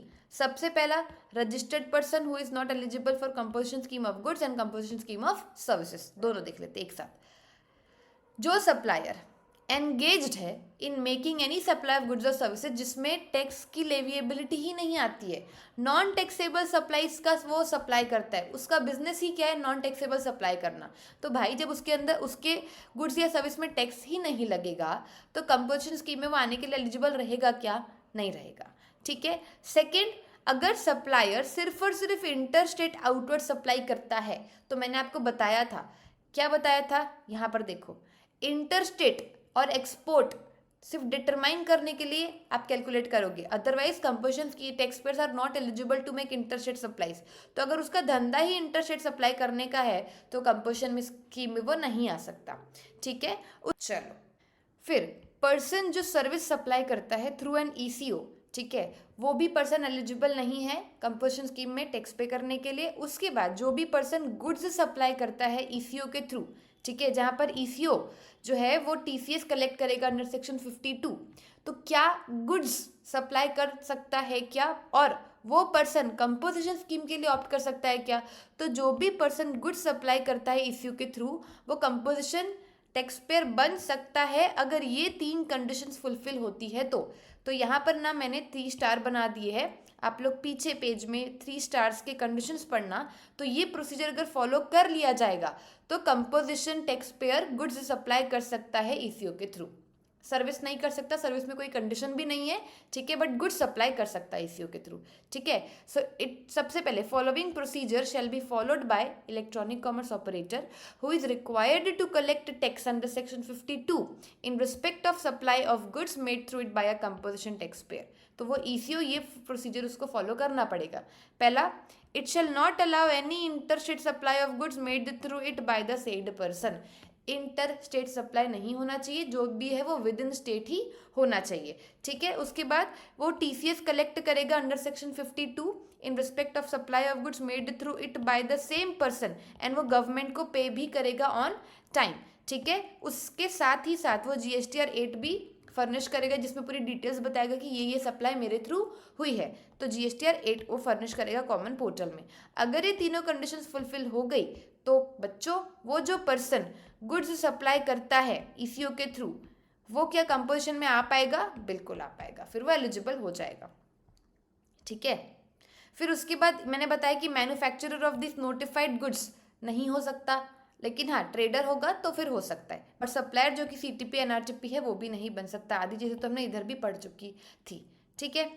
फिर ये सबसे इम्पॉर्टेंट है, ये क्या इम्पॉर्टेंट है, जो 10(1) में हम पढ़ रहे हैं वो किसके बारे में पढ़ रहे हैं, जो गुड्स सप्लाई करता है, गुड्स का प्रोवाइडर, ठीक है। अगर वो क्या साथ में सर्विस भी प्रोवाइड कर सकता है क्या, तो देखो उसकी यहाँ पर कंडीशन दी हुई है। क्या चीज़ दी हुई है, supplier of service same as provided in section 10(1), जो भी रजिस्टर्ड पर्सन ऑप्ट करता है कंपोजिशन स्कीम फॉर गुड्स के लिए, वो बिल्कुल सर्विस सप्लाई कर सकता है अदर देन रेस्टोरेंट सर्विसेज। क्यों अदर देन रेस्टोरेंट सर्विस, क्योंकि वो तो 10(2) में ऑलरेडी एलिजिबल है ना।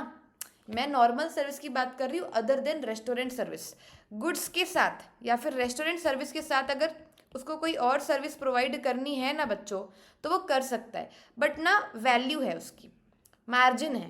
क्या मार्जिन है, कितनी सर्विस वो सप्लाई कर सकता है, तो जितना उस स्टेट या यूनियन टेरिटरी पिछले साल के टर्नओवर का 10% और 5 lakh whichever is higher, उतनी मैक्सिमम सर्विस वो कर सकता है, ठीक है।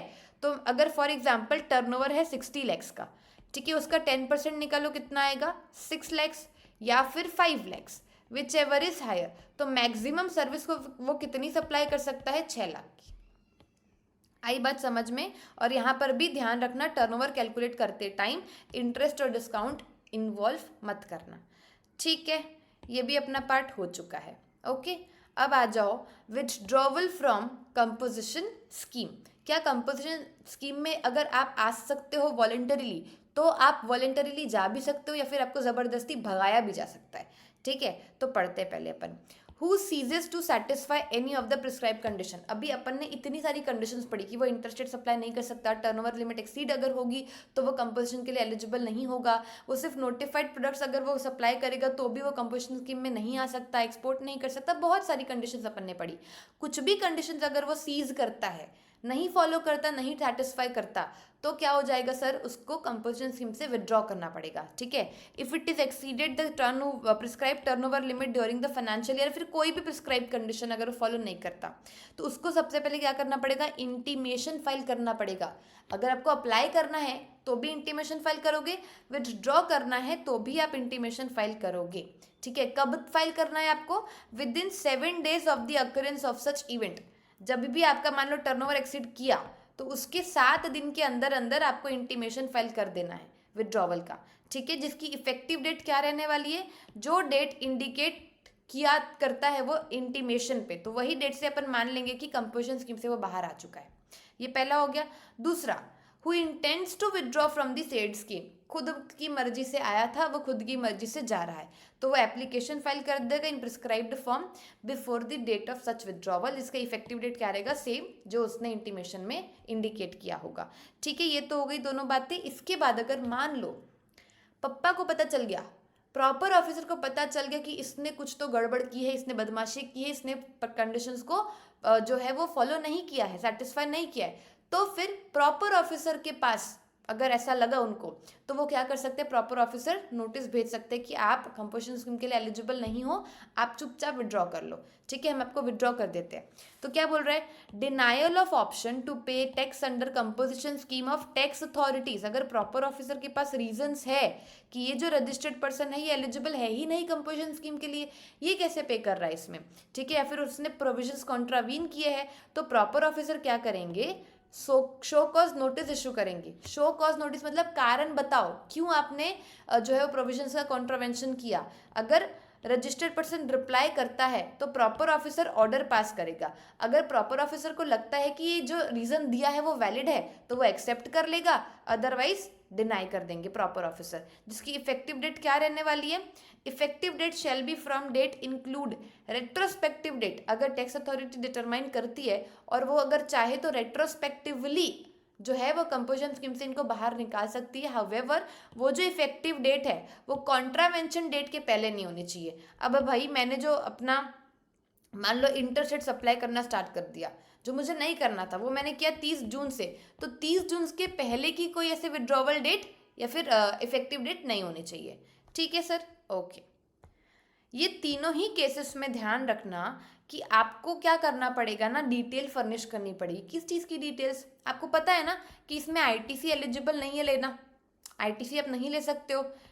तो अब जब आप कंपोजिशन स्कीम से विथड्रॉ कर रहे हो तो ये चीज़ तो अच्छी होगी कि आपको आईटीसी तो मिलेगा एटलीस्ट, क्योंकि अब आप रेगुलर में आना चाह रहे हो, रेगुलर में आ रहे हो, तो आपको डिटेल्स बतानी पड़ेगी। जितना भी आपके पास स्टॉक ऑफ इनपुट्स पड़ा है, inputs contain in semi finished, मतलब वही raw material, WIP, finished goods, आपके पास जो भी पड़ा है, कब, on the date on which option withdrawal denied, जिस दिन आपका जो विड्रॉवल का ऑप्शन था वो हो चुका है, ठीक है। तो वहां से लेकर आपको within a period of 13 days from the date from which withdrawal और डेट ऑफ डिनायल ऑर्डर, अगर प्रॉपर ऑफिसर ने डिनाई कर दिया कि हम आपका शोकॉज नोटिस का जो रिप्लाई आपने दिया है हम नहीं मान रहे, आपको विड्रॉ करना पड़ेगा, मतलब ऑर्डर का डिनायल हो गया और आपने खुद अगर विड्रॉ कर लिया, तो वहां से लेके 30 दिन के अंदर अंदर आपको ये इंफॉर्मेशन फर्निश कर देनी है, ठीक है।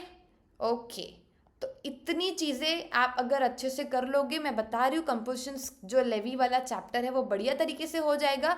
अब इसको पूरा अच्छे से करने के लिए अपन लास्ट चीज़ कर लेते हैं, इसके सारे के सारे क्वेश्चंस, ठीक है।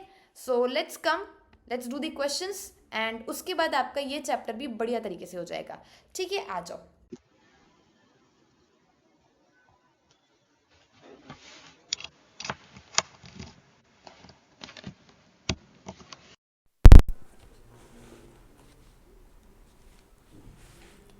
Hello everyone, now let's do all the questions of charge of GST, जिसमें अपने RCM के सारे सेक्शंस है ना, section 9 ECO and then section number 10 composition scheme, ये सब के अपन क्वेश्चंस करते। पहले हमको टॉपिक वाइज एग्जांपल्स कराऊंगी, फिर स्टडी मेट के क्वेश्चंस कराऊंगी एंड देन जो पास्ट ईयर MTP के क्वेश्चंस है वो सब कराऊंगी, ठीक है। चलो let's start.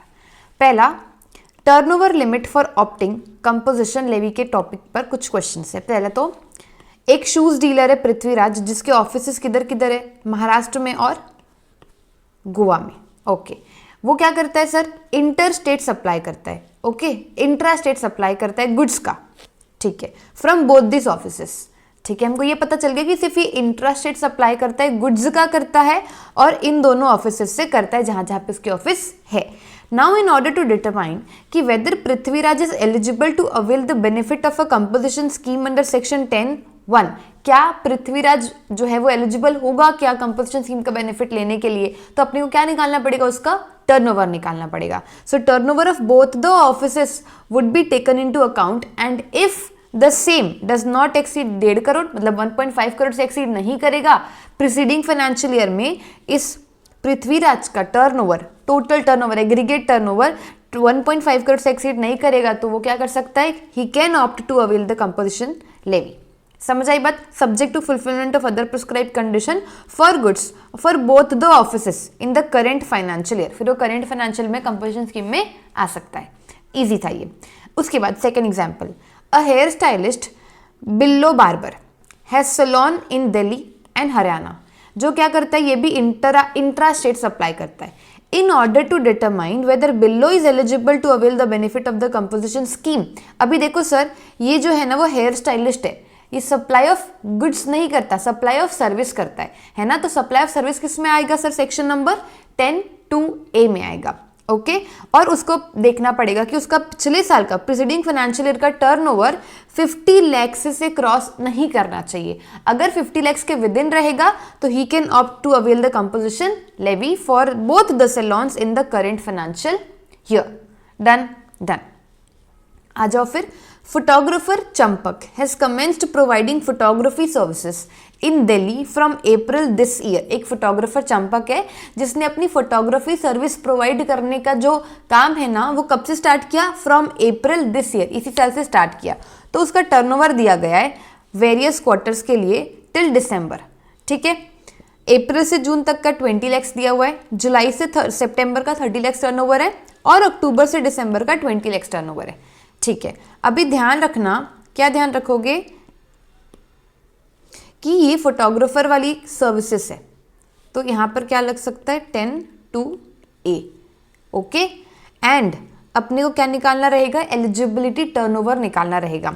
So since Champak has started the supply of service in the current financial year, अगर करेंट फाइनेंशियल ईयर में किसी को कंपोजिशन स्कीम में आना है तो वी हैव टू चेक कि प्रीसीडिंग फाइनेंशियल ईयर में उसका टर्नओवर विद इन लिमिट रहे, ये करना पड़ता है अपने को, ठीक है, विद इन लिमिट रहे।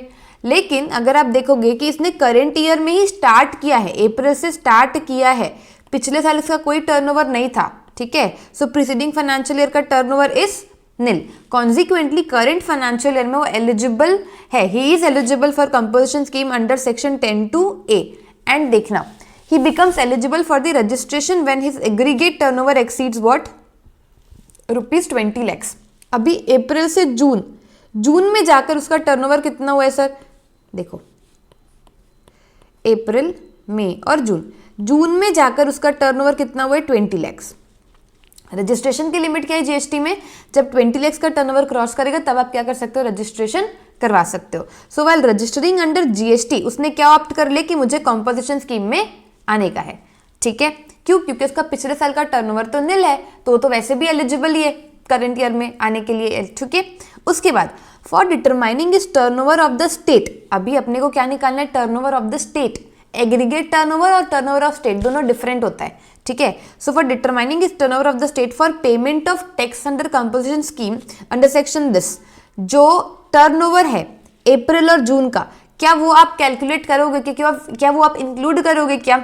नहीं। मैंने आपको सिखाया था प्रोविजन पढ़ाते टाइम कि जब आप एलिजिबिलिटी कंसीडर करते हो ना, एलिजिबिलिटी निकालते हो मतलब पूरा एग्रीगेट टर्नओवर निकालते हो ताकि आप निकाल पाओ कि क्या वो बंदा कंपोजिशन स्कीम में आ सकता है कि नहीं आ सकता है। फिर आप पूरा अप्रैल से लेकर दिसंबर मार्च तक का पूरा टर्नओवर लो, पूरा फाइनेंशियल ईयर का।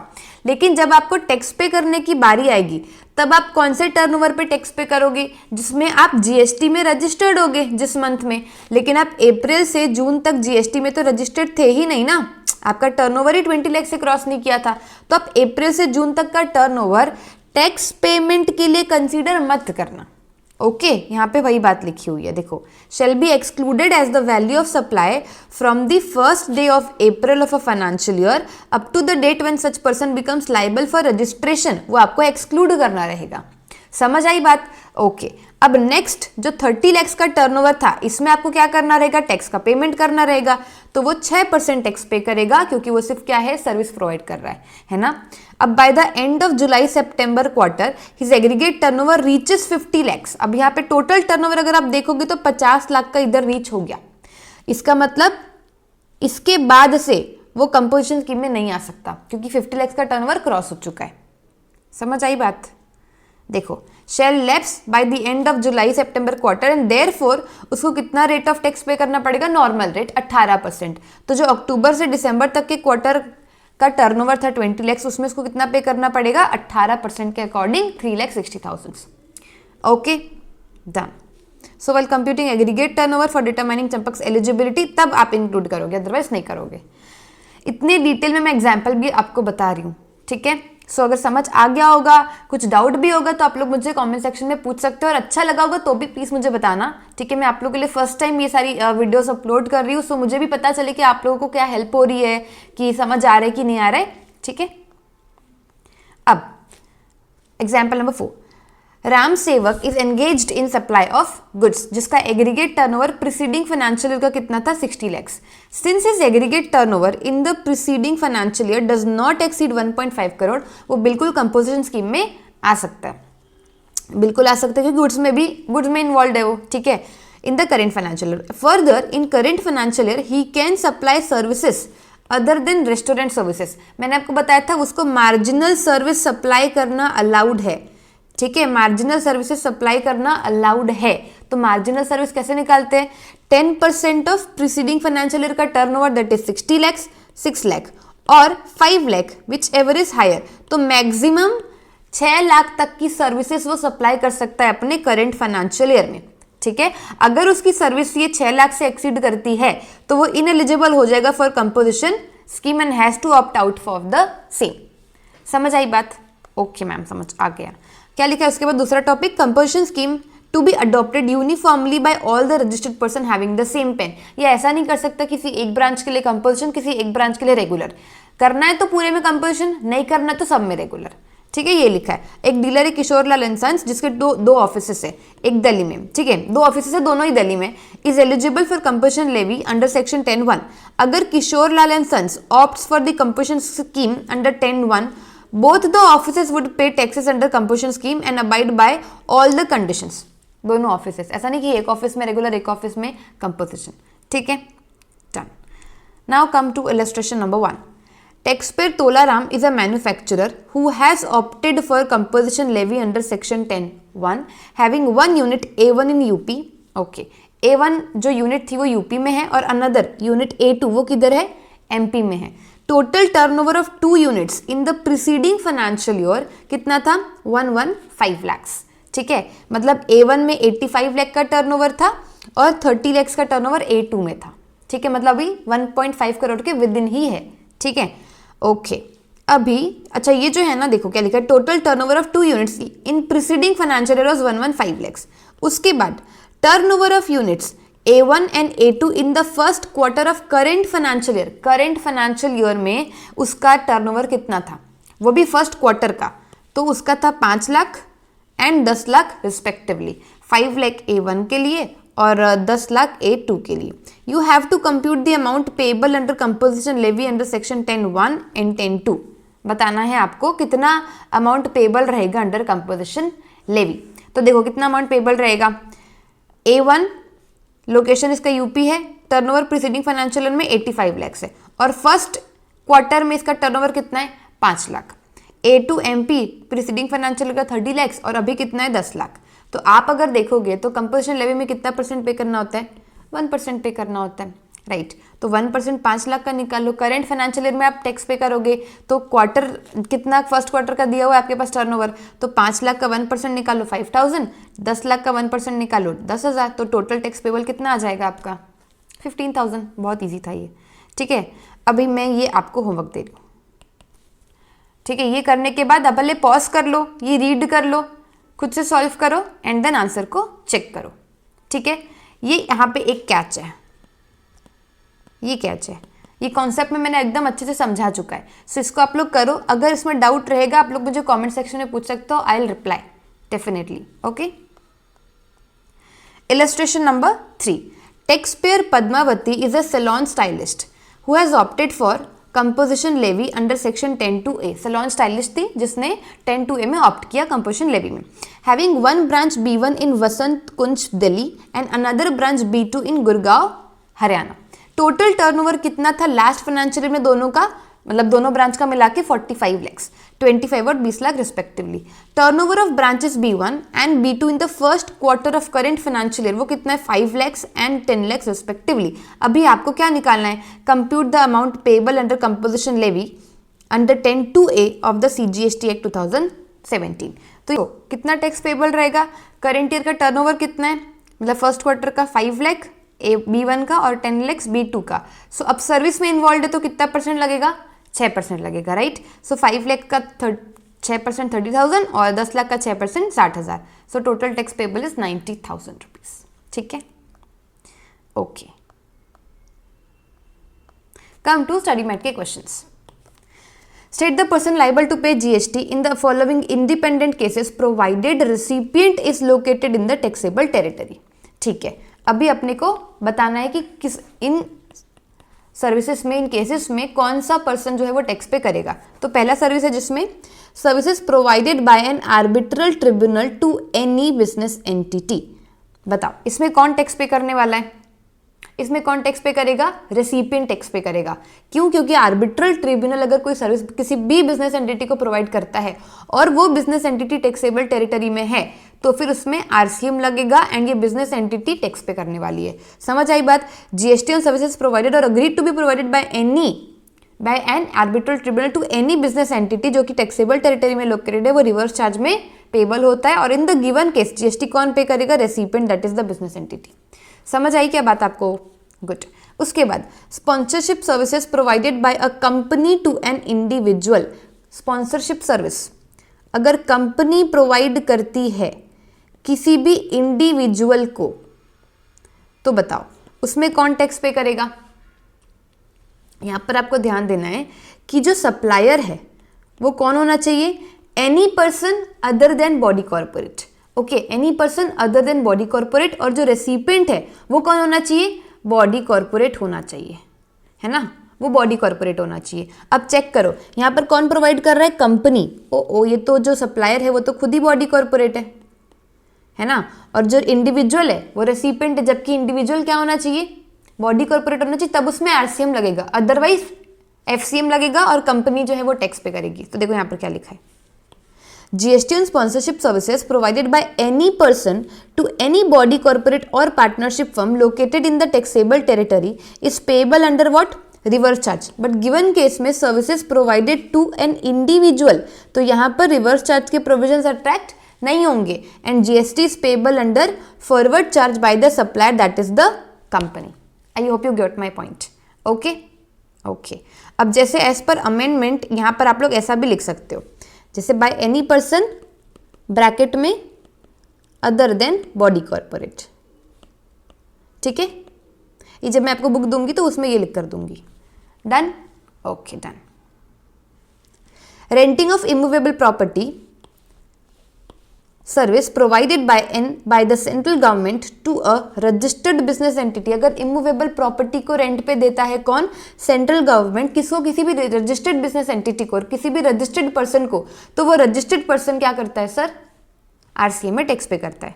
ठीक है, देखो क्या लिखा है, GST on services supplied by central government excluding the Ministry of Railways, state government, union territory or local authority by way of renting of immovable property to a person registered under CGST Act।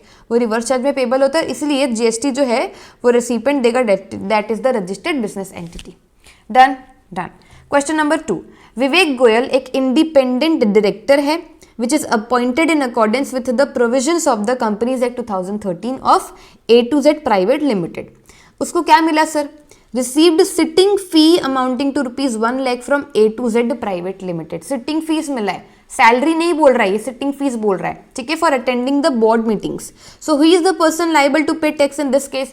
Directorship की services अगर director देता है, ठीक है, not as a employ, as the capacity of director, and उसको salary नहीं मिलता, उसको सिटिंग फीस मिलता है, तो रेसिपिएंट कौन है इस केस में? कंपनी। तो कंपनी जो है वो क्या करेगी? RCM में टैक्स पे करेगी। समझ आई बात? तो देखो, GST on supply of services by director of a company to the said company located in the taxable territory is payable under what? Reverse charge। इसलिए यहाँ पर जो A to Z private limited company है वो tax pay करेगी। डन। Number 3, Raghu associates provided sponsorship services to We Win Cricket Academy LLP। तो आपको बताना है कि इसमें कौन जो है वो टैक्स पे करेगा। तो देखो कौन टैक्स पे करेगा? स्पॉन्सरशिप की सर्विस अगर कोई भी person other than body corporate, किसी बॉडी कॉर्पोरेट या फिर पार्टनरशिप फर्म को सर्विस प्रोवाइड करता है, उस केस में रिवर्स चार्ज लगेगा बाय सच बॉडी कॉर्पोरेट और पार्टनरशिप फर्म, वो रेसिपिएंट टैक्स पे करेगा। फर्दर रिवर्स चार्ज पर्पस के लिए आप ध्यान रखना कि LLP limited liability partnership formed and registered under provisions of LLP Act 2008 is also considered as a partnership firm। So therefore in the given case, We Win Cricket Academy LLP is liable to pay GST under reverse charge। I hope you got my point। Okay, now come to question number 4। क्या बोलता है? Legal fees received by Sushruta and advocate। Legal fees उसको मिली है, ठीक है, from whom? Messrs तत्व trading company. Okay, मतलब ये अपना रेसिपिएंट है क्योंकि इसने पैसा दिया है। engaged in making taxable supplies and located in Maharashtra, जिसका टर्नओवर कितना है?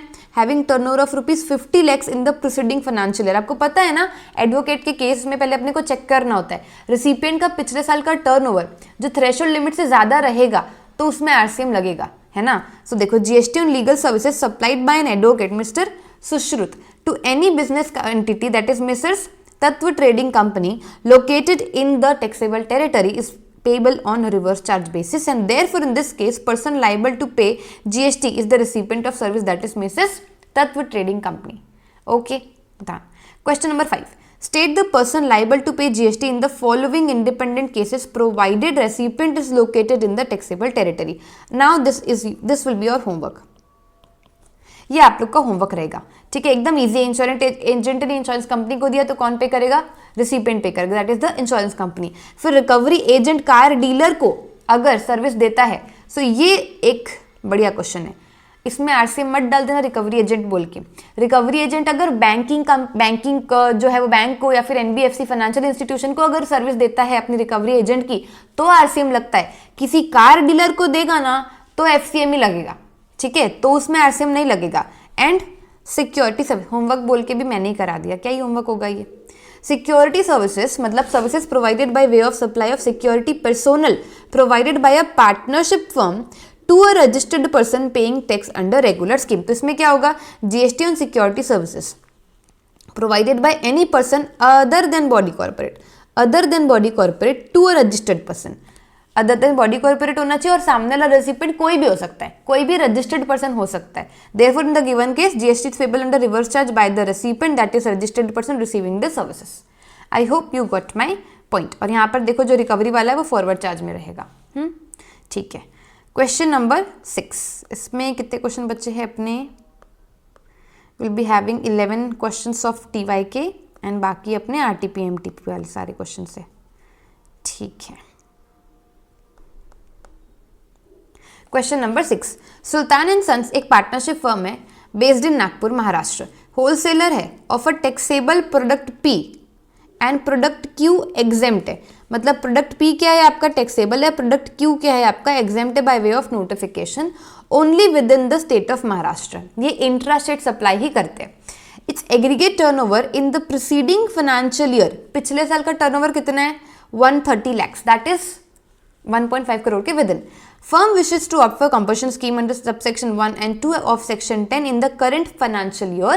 However, its accountant is of the view that a person engaged in making supply of exempt, अच्छा वो person क्या बोलता है, accountant क्या बोलता है, that a person engaged in making supply of exempt goods is not eligible for the said scheme. आपको ये डिस्कस करना है। तो ये देखो यहाँ पर ये सिर्फ exempt goods का सप्लाई नहीं कर रहा है, ये साथ में टैक्सेबल गुड्स भी सप्लाई कर रहा है ना।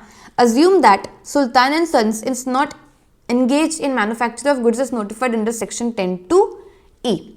तो क्या व्यू है, सुल्तान एंड सन्स ने जो भी व्यू लिया है ना वो गलत लिया है। It is not valid in law, क्योंकि जो भी रजिस्टर्ड पर्सन होते हैं जिनका aggregate turnover preceding financial year का अगर 1.5 करोड़ तक के है तो एलिजिबल होंगे वो कंपोजिशन लेवी के लिए। ठीक है, under section 10(1) and 10(2) in Delhi. Further, such person must not be engaged in making any supply.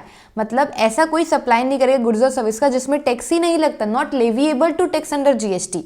ठीक है, और must not be engaged in making any interstate outward supplies. Not leviable to tax मतलब जिसमें GST लगता ही नहीं है, या तो आउट ऑफ जीएसटी है ना, या तो फिर अभी उसमें जीएसटी ही नहीं लगता। एग्जेम्प्ट हो सकता है जिसको गवर्नमेंट ने नोटिफिकेशन के थ्रू क्या किया है उसको बाहर निकाला है। ठीक है, इसमें टैक्स अभी क्या बोलते हैं जीएसटी नहीं लगता, बाद में लग सकता है, लेकिन जैसे पेट्रोल प्रोडक्ट्स है अभी नहीं लगता। Alcoholic liquor for human consumption है उसमें तो वो जीएसटी के परव्यू के ही बाहर है। वैसे सब गुड्स में वो एंगेज्ड ना रहे। ठीक है, उसके बाद वो कोई भी इंटर स्टेट आउटवर्ड सप्लाई ना करे for being eligible to pay tax under the state scheme. ठीक है, अब इस केस में क्या है, ये जो सुल्तान एंड सन्स का एग्रीगेट टर्नओवर है वो 1.5 करोड़ से एक्सीड नहीं कर रहा है। फर्दर सिर्फ और सिर्फ ये इंट्रा स्टेट सप्लाई कर रहा है गुड्स का। Product P supplied by it is taxable, product Q it is leviable to tax though exempted by way of notification. Therefore, it is eligible for composition levy under section 10(1) and 10(2) in the current financial year. Okay. Question number 7, ये क्या बोलता है sir, person availing composition scheme under subsection 1 and 2 of section 10 Haryana में during a financial year, वो क्या करता है sir, उसका 1.5 करोड़ का टर्नओवर दिसंबर मंथ में क्रॉस हो जाता है। तो क्या इसके बाद वो जो बचा हुआ ईयर है मार्च तक के, उसको क्या कंपोजिशन में ही टैक्स पे करना पड़ेगा क्या? तो बिल्कुल भी नहीं, इमीडिएटली वो लैप्स हो जाएगा उसका कंपोजिशन स्कीम का जो भी उसने ऑप्ट किया था, एंड अब उसको नॉर्मल लेवी में टैक्स पे करना पड़ेगा। एंड जैसे ही उसका जो विड्रॉ हुआ है, जिस भी दिन उसका टर्नओवर एक्सीड हुआ है 1.5 करोड़ से, उसके विद इन 7 डेज में क्या करना रहेगा, उसको जो है वो इंटीमेशन फाइल करना रहेगा, फाइल एंड इंटीमेशन। ठीक है, एंड जो भी पर्सन ऑप्ट आउट करता है, इंटीमेशन फाइल करता है, उसको क्या करना रहेगा सर, पूरा स्टॉक की डिटेल्स देनी पड़ेगी, इनपुट्स की, सेमी फिनिश्ड गुड्स में जो इनपुट्स है WIP मतलब समझ लो, फिनिश्ड गुड्स हो गया, वो सबका क्या करना पड़ेगा, उसको डिटेल्स देना पड़ेगा ऑन द डेट, उसके पास कितना अवेलेबल है stock on the date on which option is withdrawn, और वो कब तक ये इन्फॉर्मेशन देगा, within a period of 30 days from the date from which the option is withdrawn. ठीक है, क्वेश्चन नंबर 8 में आ जाओ, determine whether the suppliers in the following cases are eligible for composition levy. Okay, ये बहुत easy है, this will be your homework, आप लोग इसको पॉज कर लो एंड देन एक बार रीड कर लो। ठीक है, उसके बाद क्वेश्चन नंबर 9, ये तो बहुत ही ज्यादा इजी। यहाँ पे पता है क्या बोलता है, सुब्रमण्यम एंटरप्राइजेस को उसकी 2 रजिस्टर्ड प्लेसेस है दिल्ली में, वो चाहती है कि किसी एक में वो कंपोजिशन स्कीम में रहे, किसी एक में वो नॉर्मल स्कीम में रहे। तो ऐसा नहीं हो सकता, या तो वो दोनों में रहे कंपोजिशन में, देखो either have to opt for composition levy for both the place of business, या तो फिर दोनों ही के लिए नॉर्मल करे। ठीक है, ओके। और ये वाला जो क्वेश्चन है ये क्या है, मिस्टर अजय का रिपेयर सेंटर है जो कि registered under GST, where electronic goods are repaired और सर्विस्ड। यहाँ पे इलेक्ट्रॉनिक गुड्स का रिपेयर होता है और उसकी सर्विसिंग होती है। उसका जो रिपेयर सेंटर है ना वो किधर है पता है, स्टेट ऑफ राजस्थान में। And he is not engaged in making any inter state supply of service, वो कुछ नहीं करता। पिछले साल का टर्नओवर कितना है उसका, 45 लाख है। अब इसमें पूछ क्या रहा है कि क्या मिस्टर अजय कंपोजिशन स्कीम के लिए ऑप्ट कर सकता है क्या under section 10(1) and 10(2) for the current financial year, कर सकता है क्या वो ऑप्ट, तो आपको बताना है। ठीक है, और क्या बताना है, whether he is eligible to avail benefit of composition scheme under section 10(2)(a। अभी आपको भी पता है कि जो 10(1) एंड 10(2) है ना, ये किसके लिए है, गुड्स के लिए है एंड रेस्टोरेंट सर्विस प्रोवाइडर्स वालों के लिए है। ठीक है, बट ये अपना जो मिस्टर अजय भाई है ये तो सिर्फ सर्विस प्रोवाइड कर रहा है ना, गुड्स थोड़ी कर रहा है। इलेक्ट्रॉनिक गुड्स का सर्विसिंग का रिपेयर प्रोवाइड कर रहा है, गुड्स प्रोवाइड नहीं कर रहा है ना। तो ये 10(1) 10(2) में तो एलिजिबल नहीं रहेगा कंपोजिशन में ऑप्ट करने के लिए। और 10(2)(a ये तो स्पेसिफिकली सर्विस प्रोवाइडर्स के लिए ही बनाई गई है ना, स्पेसिफिकली सर्विस प्रोवाइडर्स के लिए ही बनाई गई है। तो 10(2)(a में वो ऑप्ट कर सकता है, प्रोवाइडेड उसका प्रीसीडिंग फाइनेंशियल ईयर का जो टर्नओवर है वो अप टू कितना होना चाहिए, 50 लाख होना चाहिए, और वो आगे कभी कुछ ऐसे इंटर स्टेट सर्विस भी ना करे, तो वो नहीं भी करता है। समझ आई बात। तो यहाँ पर आपको वो एक्सप्लेन करना है। पहले तो पहला 10(1) एक्सप्लेन कर दिए, ठीक है। उसके बाद हाँ आपको ये लिख देना भले साथ में कि गुड्स के साथ साथ अगर उसको सर्विस करनी है तो मार्जिनल सर्विस वो प्रोवाइड कर सकता है। बट गिवन केस में मिस्टर अजय तो एक्सक्लूसिव सप्लायर ऑफ सर्विस है ना, तो 10(1) एंड 10(2) के लिए एलिजिबल नहीं होगा। फिर 10(2)(a एक्सप्लेन करो एंड फिर बताना कि हाँ मिस्टर अजय 10(2)(a के लिए एलिजिबल है और उसका टर्नओवर भी 50 लाख से विद इन ही है, क्रॉस नहीं हुआ है, तो कितना अमाउंट वो पे करेगा, 35 लाख उसका टर्नओवर है, दिया गया है 35 लाख उसका टर्नओवर है, उसका 6%, 10(2)(a में कितना 6% है, उतना वो पे करेगा। लास्ट में एक दिया हुआ है, लास्ट क्वेश्चन क्या पूछ रहे हैं, लास्ट क्वेश्चन में बोला है कि will your answer be different if mister Ajay procures few items required for providing repair services from neighbouring states of Madhya Pradesh. क्या वो जो मिस्टर अजय है वो इंटर स्टेट परचेज कर सकता है क्या, क्या कुछ चीज़ें वो प्रोक्योर कर सकता है क्या। तो यहाँ पर जो रिस्ट्रिक्शन है ना वो इंटर स्टेट समझ के आप लोग सीधा लिख मत देना, नहीं वो तो नहीं कर सकता, अदरवाइज वो कंपोजिशन स्कीम से बाहर हो जाएगा, ऐसा नहीं है। इंटर स्टेट सप्लाई नहीं कर सकता, आउटवर्ड सप्लाई नहीं कर सकता, वो परचेज जरूर कर सकता है, उसमें कोई इशू नहीं है, ठीक है। वही लिखा है, देखो क्या लिखा है, registered person can not opt for composition scheme under, अगर वो क्या कर सकता, अंडर 10(2)(a अगर वो इंटर स्टेट आउटवर्ड सप्लाई करता है, बट कोई रेस्ट्रिक्शन नहीं है इंटर स्टेट प्रोक्योरमेंट के लिए, वो जरूर कर सकता है वो, ठीक है। फिर ये क्वेश्चन आप लोग का होमवर्क है, क्या वो साथ में सर्विस भी सप्लाई कर सकता है क्या, ऐसा कुछ ये क्वेश्चन था। ये देखो ये रिपेयर सर्विस तो आपको बता देना कि मार्जिनल सर्विस वो कर सकता है सप्लाई, ठीक है। आरटीपी एमटी वाले सेक्शन में आ जाओ। क्वेश्चन नंबर 1, मिस्टर शुभ एक डायरेक्टर है स्टार कंपनी प्राइवेट लिमिटेड का जो सर्विस प्रोवाइड करता है कंपनी को फॉर रेम्यूनरेशन ऑफ 125,000। आपको बताना है कि क्या जीएसटी लगेगा, कैसे लगेगा, क्या नहीं लगेगा, ठीक है। पहला, mister Shubh is an independent director of star company private limited and not an employ. अगर वो एम्प्लॉय नहीं है, इंडिपेंडेंट डायरेक्टर है, एम्प्लॉय नहीं है मतलब शेड्यूल 3 में नहीं फॉल करेगा, है ना, ठीक है। और ये इंडिपेंडेंट डायरेक्टर है, इंडिपेंडेंट डायरेक्टर अगर अपनी सर्विस देता है डायरेक्टरशिप की किसी कंपनी को तो वो कंपनी आरसीएम में टैक्स पे करती है। तो वो ये चीज़ आपको यहाँ पर एक्सप्लेन करनी है कि शेड्यूल 3 के हिसाब से अगर एम्प्लॉयर को सर्विस देता है, ठीक है, वो नॉन सप्लाई होता है, मतलब neither supply of goods not supply of services. लेकिन अगर इंडिपेंडेंट डायरेक्टर जो एम्प्लॉय नहीं है ना, इन ल्यू ऑफ रेम्यूनरेशन अगर वो सर्विस देता है तो वो outside the scope of schedule 3 है एंड देयरफॉर वो टैक्सेबल है। इस तरीके से आपको बताना है। और फर्दर वो जो रेम्यूनरेशन आप डायरेक्टर को पे करते हो वो कंपनी के हाथ में टैक्सेबल होता है ऑन रिवर्स चार्ज बेसिस। इतना आपने प्रोविजन बता दिया और लास्ट में बता दिया 10 जो जीएसटी है वो एप्लीकेबल होगा, स्टार कंपनी प्राइवेट लिमिटेड क्या करेगा, जीएसटी पे करेगा, ओके। फिर सेकंड पॉइंट, मिस्टर शुभ एक एग्जीक्यूटिव डायरेक्टर है एम्प्लॉय है, ठीक है, कंपनी का। Out of total remuneration amounting to 125,000, 60,000 जो है ना, 125,000 में से जो 60,000 है वो क्या किया गया है, एज ए सैलरी डिक्लेयर किया गया है कंपनी की बुक्स में, ठीक है, और जिसमें TDS कटता है 192 में, है ना। और उसके बाद क्या लिखा है, 65,000 जो है वो सेपरेटली डिक्लेयर किया गया है अदर देन सैलरी, और ये जो 65,000 है अदर देन सैलरी डिक्लेयर किया गया, जिसमें 194J में TDS करता है। जो मैंने आपको समझाया था कि 192 में अगर TDS डिडक्ट करता है, आपको एज ए एम्प्लॉई सैलरी मिलता है, तो वो GST के स्कोप के बाहर है, शेड्यूल 3 में आ जाएगा।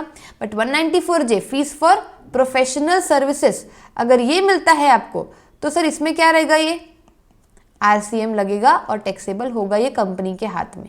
सिर्फ ये 65,000, वही चीज़ें यहाँ पर लिखी हुई है, ठीक है। देखो 60,000 शेड्यूल 3 में आ जाएगा, नॉट टैक्सेबल, एंड जो 65,000 है उसमें रिवर्स चार्ज लगेगा, star company private limited tax pay करेगी, ठीक है। Come to question number 2, state the person liable to pay. Okay, ये वापस से वही RCM वाला क्वेश्चन से। कई बच्चों को RCM वाले जो प्रोविजन है ना, प्रोविजन तो पता होता है, क्वेश्चंस नहीं करते ना, एग्जाम में नहीं बनता, ठीक है। सो मैं क्वेश्चन एकदम डीपली करा रही हूँ, तो आप लोग अच्छे से करना, मुझे रिव्यू भी देना कि किस तरीके के आपको क्वेश्चन जो है वो समझ आ रहे हैं कि नहीं आ रहे हैं, और कोई डाउट है क्या, ये सारी चीजें, ठीक है। सपना बिल्डर्स जो है किधर रजिस्टर्ड है, हरियाणा में रजिस्टर्ड है। Rented out 20 residential units owned by it in Jain Society to Anant Technologies, an IT-based company registered in the state of Haryana for accommodation of its employee। अब इधर क्या हो रहा है ना, ये बहुत इंपॉर्टेंट है। सपना बिल्डर्स किधर रजिस्टर्ड है, हरियाणा में, जिसने क्या रेंट आउट किया है, 20 रेसिडेंशियल यूनिट। ओके, यहाँ पर जो सप्लायर है ना वो रजिस्टर्ड है, ठीक है, धीरे धीरे पढ़ते हैं, रजिस्टर्ड है हरियाणा में, जिसने क्या रेंट आउट किया, 20 रेसिडेंशियल यूनिट्स रेंट आउट की है, जो वो owned by it in Jain society. किसको रेंट आउट की है, अनंत टेक्नोलॉजीज, एक IT बेस्ड कंपनी है, रजिस्टर्ड ही है, ठीक है, in the state of Haryana for accommodation of its employees. मैंने आपको ये पूरा अच्छे से सिखाया हुआ था कि अगर आपको रेंटिंग वाला क्वेश्चन पूछे तो आप देखना कि पर्पस क्या है ना, पर्पस क्या, और सप्लायर कौन है। तो यहाँ पे सप्लायर अदर देन गवर्नमेंट है, और पर्पस रेसिडेंशियल है, और रेसिडेंशियल में भी 2 पर्पस होते हैं। एक तो जो पर्सनल रेसिडेंसी के लिए होता है वो, जिसमें तो वो कभी GST लगता ही नहीं है, चाहे वो जो रेसिपिएंट है वो रजिस्टर्ड हो या ना हो। बट अगर स्टे ऑफ एम्प्लॉइज के लिए दिया जाता है ना, स्टे ऑफ एम्प्लॉइज के लिए दिया जाता है रेसिडेंशियल जो है वो पर्पस के लिए, तो उस केस में आपको चेक करना है कि अगर रेसिपिएंट आपका रजिस्टर्ड है तो फिर RCM में वही टैक्स पे करेगा, और अगर रेसिपिएंट आपका अनरजिस्टर्ड है तो फिर इसमें GST नहीं लगेगा और ये एग्जेम्प्ट हो जाएगा, ठीक है। तो देखो यहां पर ये कौन सा वाला केस है, जो सप्लायर है क्या वो रजिस्टर्ड है, सप्लायर तो रजिस्टर्ड है ही, सप्लायर अदर देन गवर्नमेंट है, और जो रेसिपिएंट है जिसको रेंट पे दिया जा रहा है वो कौन है, वो रजिस्टर्ड है, मतलब इसमें RCM की लायबिलिटी रहेगी। समझ आई बात, गुड, पढ़ लेते हैं। Services provided by way of renting of residential dwelling for use as residence, except where residential dwelling is rented to a registered person, is exempt from GST. Further, tax on service provided by way of renting of residential dwelling to registered person is payable by the recipient under reverse charge. Therefore, in the given case, Anant Technologies is liable to pay GST on the residential dwelling taken on rent by it from Sapna Builders under reverse charge mechanism. Easy? Okay. तो देख लो, मैंने बहुत अच्छे से आपको concept के साथ बताया है ना, तो आपको ये कंफ्यूजन नहीं होगा। मेसर्स वर्मा कंसल्टेंट एक पार्टनरशिप फर्म है जो किधर रजिस्टर्ड है, दिल्ली में, as a regular tax payer. Sponsorship fee pay किया है 1,50,000 एट अ सेमिनार, जो कौन ऑर्गेनाइज किया है, बाय अ प्राइवेट NGO, एक पार्टनरशिप फर्म है जो कि दिल्ली में है। अब एक बात बताओ, अब इसमें आप लोग बताओ रेसिपिएंट कौन है और सप्लायर कौन है, ये तो पता होना चाहिए ना, स्पॉन्सरशिप अपने को पता करना है ना, कौन कौन टैक्स पे करेगा। तो सप्लायर कौन है और रेसिपिएंट कौन है, पॉज करो, सोचो, बताओ, क्या मेसर्स वर्मा कंसल्टेंट रेसिपिएंट है क्या? मैंने बताया था जो पैसा पे करता है वो रेसिपिएंट होता है। तो यहाँ पर जो messrs Verma consultant partnership firm में रजिस्टर्ड है दिल्ली में, उसने पे किया है 1.5 लाख, मतलब रेसिपिएंट कौन है, मेसर्स वर्मा, ठीक है, पार्टनरशिप फर्म। अब किसको पे किया है, to a seminar organised by private NGO partnership firm. तो प्राइवेट एनजीओ को मान लो पे किया है, ठीक है, सेमिनार जिसने ऑर्गेनाइज किया। अब आप बताओ इसमें कौन टैक्स पे करेगा। As per the provision sponsorship की सर्विस जब होती है तो supplier other than body corporate होना चाहिए, और रेसिपिएंट कौन होना चाहिए, या तो पार्टनरशिप फर्म या तो बॉडी कॉर्पोरेट होना चाहिए। तो यहाँ पर है क्या, ये अदर देन बॉडी कॉर्पोरेट है, रेसिपिएंट पार्टनरशिप फर्म है, तो कौन टैक्स पे करेगा, messrs Verma consultant, that is the partnership firm. Let's check. In case of services provided by any person by way of partnership by way of sponsorship to any body corporate or partnership firm, तो reverse charge लगेगा by such body corporate और partnership firm. Since in the given case sponsorship services is provided are being provided by private NGO to partnership firm messrs Verma consultant, तो GST कौन pay करेगा, Verma consultant. Easy easy. Now, Little Smiles एक photography firm है, has commenced providing photoshoot services in Delhi from the beginning of financial year 23-24 and following details दिए गए हैं। आपको क्या बताना है, you may assume applicable tax at 18% है, Little Smiles wishes to pay tax at a lower rate and opt for the composition scheme। आपको बताना है कि क्या वो ऐसा कर सकता है, अगर कर सकता है तो आपको कैलकुलेट करके बताना है हर एक क्वार्टर के लिए। तो ये जो मैंने ऊपर सबसे ऊपर एग्जाम्पल कराया था ना, ये वैसा ही है सेम, ठीक है। अप्रैल से जून तक वो रजिस्टर्ड ही नहीं था तो उसमें टैक्स पे नहीं होगा। जुलाई से सितंबर तक वो कंपोजिशन में ऑप्ट कर सकता है, मतलब 30 लाख पे वो क्या कर सकता है, 1% टैक्स पे कर सकता है। अगर ये सिर्फ सर्विसेज प्रोवाइड कर रहा है तो फिर वो कितना हो जाएगा, 6% हो जाएगा, ठीक है। और आपका अक्टूबर से दिसंबर में वो क्या हो जाएगा सर, आपका क्रॉस कर जाएगा लिमिट 50 लाख का, है ना। तो उसमें क्या हो जाएगा, ऑब्वियसली सर्विसेज है तो कितना होगा, 50 लाख तक की लिमिट रहेगी, और 40 लाख में इसको 18% जीएसटी पे करना रहेगा। पूरा मैंने ऊपर बता चुका है आपको, सेम क्वेश्चन था, एक बार रीड कर लेना, समझ आ जाएगा, ठीक है। ये देखो, यस, इधर 6%, इधर कुछ नहीं, इधर 18%, इस तरीके से आपका जीएसटी पेबल आएगा, ठीक है। Who are not eligible to opt, theory question थे, please read it out, theory question है। So question number 4, legal fees is received by Abhishek, an advocate, from Messrs. Navya Trading Company engaged in making taxable services, supplies and located in Maharashtra, having turnover of 50 lakh in the preceding financial year। एकदम easy, legal services है, अगर advocate provide करता है किसी business entity को तो business entity RCM में tax पे करती है, ठीक है। ये देखो, रेसिपिएंट आरसीएम में टैक्स पे करेगी।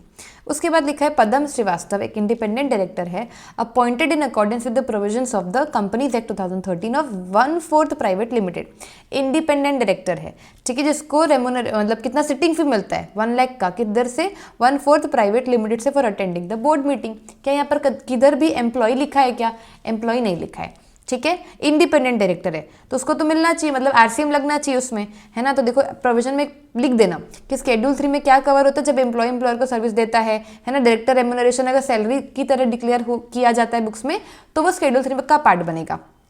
Further the part of employees directors remuneration which is declared separately other than salaries, ठीक है, टीडीएस जिसमें करता है 194J में, है ना, तो वो शेड्यूल 3 का पार्ट नहीं बनेगा, है ना, therefore taxable। So the recipient of the said services, that is the company, is liable to discharge the applicable GST on reverse charge basis. अब इसलिए अपने को प्रोविजन क्या एक्सप्लेन करना रहेगा, 1 लाख जो सिटिंग फीस पे किया गया है इंडिपेंडेंट डायरेक्टर को, declared separately other than salaries in the companies accounts and subjected to TDS under section 194J।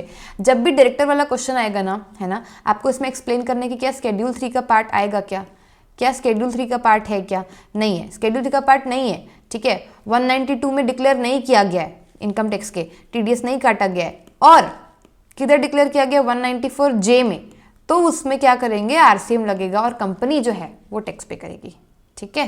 Professional technical services, okay, which is outside the scope of schedule 3 and इसलिए वो taxable है। Therefore जो 1/4 private limited है वो क्या करेगी, GST पे करेगी ऑन रिवर्स चार्ज बेसिस, ठीक है। डन, ये आपको बताना है, आपका ही होमवर्क है, आपने करना है, ठीक है, एकदम ईजी है ये, रीड कर लेना पॉज करके तुरंत। अब question number 6, messrs Balaji electronics एक रजिस्टर्ड डीलर है, supplying all types of electronic appliances in the state of Karnataka. उसका एग्रीगेट टर्नओवर प्रीसीडिंग फाइनेंशियल का कितना है, 120 lakhs मतलब 1.5 करोड़ से कम है। Firm also expect to provide repair maintenance, यार ये भी बहुत ईजी है, रिपेयर मेंटेनेंस की सर्विस को प्रोवाइड करनी गुड्स के साथ, तो आपको पता है कि सर्विस को प्रोवाइड कर सकता है, बट मार्जिनल सर्विस प्रोवाइड कर सकता है। ठीक है, मार्जिनल सर्विस प्रोवाइड कर सकता है, यहाँ पर आपको बताना है मार्जिनल सर्विस प्रोवाइड करता है। अगर वो करेगा मार्जिनल सर्विस तो उतना वो अलाउड है करने के लिए। ठीक है, तो यहाँ पर कह लिखा the firm can opt for the composition scheme under section 10(1) and 10(2) and if yes तो कितना अमाउंट तक का सर्विस प्रोवाइड कर सकता है। प्रो हो चुके हो अब यह आंसर आप लिखने के लिए, मुझे ऐसा लगता है। ठीक है, क्वेश्चन नंबर 6 हो गया। देखो 10% ऑफ द टर्नओवर और 5 lakh whichever is higher. Okay, फिर आता है under GST law taxes on taxable services supplied by the central government और the state government to a business entity in India are payable by recipient of services. ठीक है, government service में कौन पे करता है टैक्स? रेसिपिएंट पे करता है, लेकिन इसके कुछ एक्सेप्शंस भी है, वो आपको बताना है। जो मैंने आपको बताया था है ना कि गवर्नमेंट सर्विस में वैसे तो आरसीएम लगता है, बट ये सारे में आरसीएम नहीं लगता, कुछ में एग्जेम्पशंस है, कुछ में एफसीएम है। ठीक है, जैसे कि आपका services of renting of immovable property provided to any unregistered business entity, फिर services provided by department of post and the ministry of railways, फिर एयरक्राफ्ट वेसल से रिलेटेड, ये सब अपन एग्जेम्पशन चैप्टर में पढ़ने वाले हैं। और यहाँ पर आरसीएम लगता है क्या? नहीं लगता इसमें आरसीएम। ठीक है, come to question number 8। Sahdev and sons एक रजिस्टर्ड पार्टनरशिप फर्म है जो किधर लोकेटेड है? महाराष्ट्र में लोकेटेड है, जो हायर करती है goods transport agency hires a GTA for transporting industrial raw material from Gujarat to their factory. अब जो जीटीए है ना has opted to pay GST under forward charge mechanism at the rate of 12%। 12% में opt किया कि मैं एफसीएम में पे करूंगा एंड टैक्स इनवॉइस इशू कर दिया। अब आप बताओ कि इसमें जीएसटी कौन पे करेगा and why as per the relevant provisions. आपको बताना है कि भाई जीटीए ने ऑप्ट कर लिया कि मैं पे करूंगा, जीटीए रजिस्टर्ड है ना, फॉरवर्ड चार्ज में पे करने के लिए ऑप्ट कर रहा है, 12% पे कर रहा है, टैक्स इनवॉइस भी इशू कर चुका है, तो जीटीए ऑप्ट करेगा ना।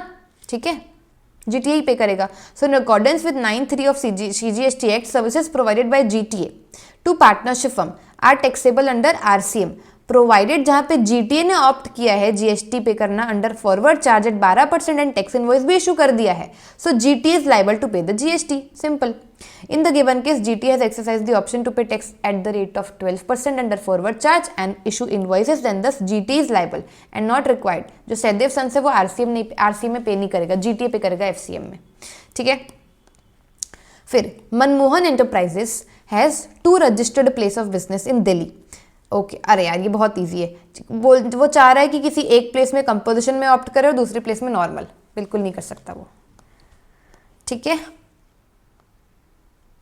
Now I want you to do this as a homework. जो इजी है वो मैं होमवर्क दे रही हूँ, जो रेपिटेटिव है बहुत ज़्यादा।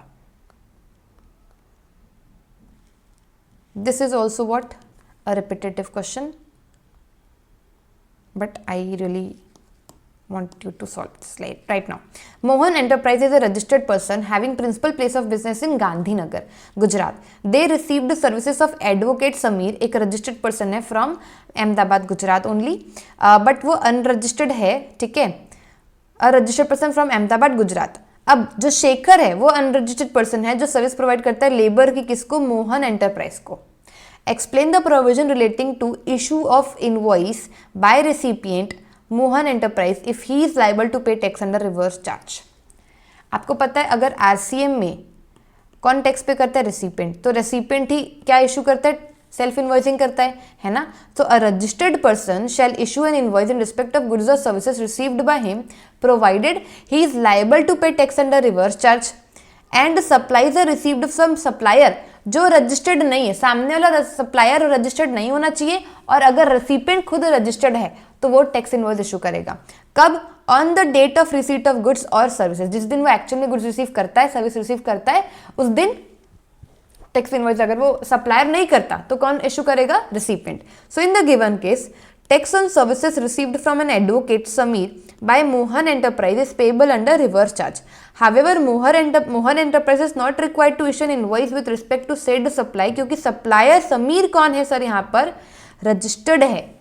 ठीक है, and further tax on labour services received from unregistered person Shekhar, वो तो रिवर्स चार्ज में पेबल ही नहीं होता। लेबर सर्विसेज में कौन सा आरसीएम लगता है? नहीं लगता। ठीक है, and therefore Mohan enterprise is not required to issue an invoice with respect to the set supply. तो आपको देखना है कि क्या आरसीएम लग रहा है क्या इस ट्रांजैक्शन में। अगर लग रहा है तो सप्लायर रजिस्टर्ड नहीं होना चाहिए, रेसिपिएंट रजिस्टर्ड अगर है तो रेसिपिएंट ही क्या करेगा, टैक्स इनवॉइस इशू करेगा, है ना। और अगर मान लो सप्लायर रजिस्टर्ड है तो सप्लायर इशू करेगा, राइट। और अगर जिसमें आरसीएम ही नहीं लगता उसमें फिर वो क्यों बेचारा रेसिपिएंट टैक्स इनवॉइस करेगा, right, issue. Okay, question number 11 क्या बोलता है, टी रजिस्टर्ड डीलर है आंध्र प्रदेश का, trading in different types of machinery and its related different types of services. अच्छा, वापस आ गया service.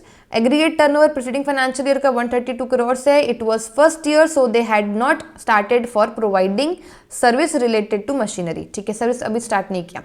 From financial year 23-24 they are planning to provide, बहुत इजी, बहुत ज़्यादा इजी है।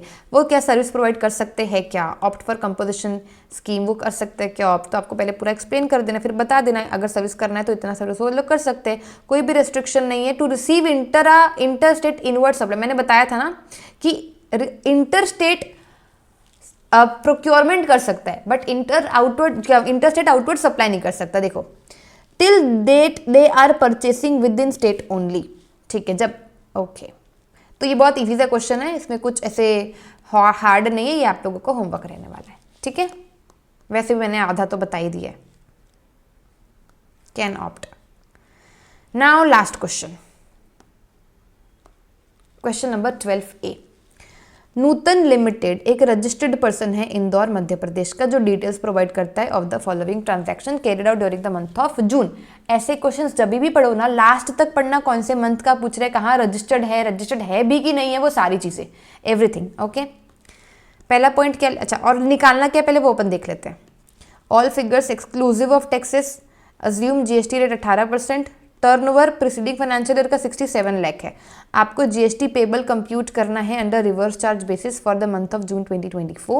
ओके, एंड रीजन बताना है हर एक जो भी आपका ट्रीटमेंट रहने वाला है। सबसे पहले तो ये जो नूतन लिमिटेड है ना, उसने पे किया है रेम्यूनरेशन मिस्टर मदन को for services rendered by him in the capacity of director. तो company deducted TDS under section 192 salary and 194J professional और technical service of income tax act this were 8,50,000 and 11,50,000 for respectively for salary and professional services. आप बताना 8,50,000, 8,50,000 जो है वो salary के लिए, तो इसमें तो जीएसटी लगेगा ही नहीं। 11,50,000 में आरसीएम लगेगा, जिसमें कौन टैक्स पे करेगा, रेसिपिएंट टैक्स पे करेगा, मतलब नूतन लिमिटेड टैक्स पे करने वाली है। पूरे 20 लाख पे नहीं लगेगा, ठीक है, सिर्फ 11.5 लाख पे लगेगा। Okay, done. Nutan limited paid rent to Indian railways registered in Madhya Pradesh for its property located in the same state which was taken on lease by the company. Then Nutan limited ने XYZ security private limited को security service provide करने के लिए क्या दिया sir, 5,35,000 pay किया। किसको, warehouse, to its warehouse across the state. Security agency जो है ना वो रजिस्टर्ड नहीं है जीएसटी में।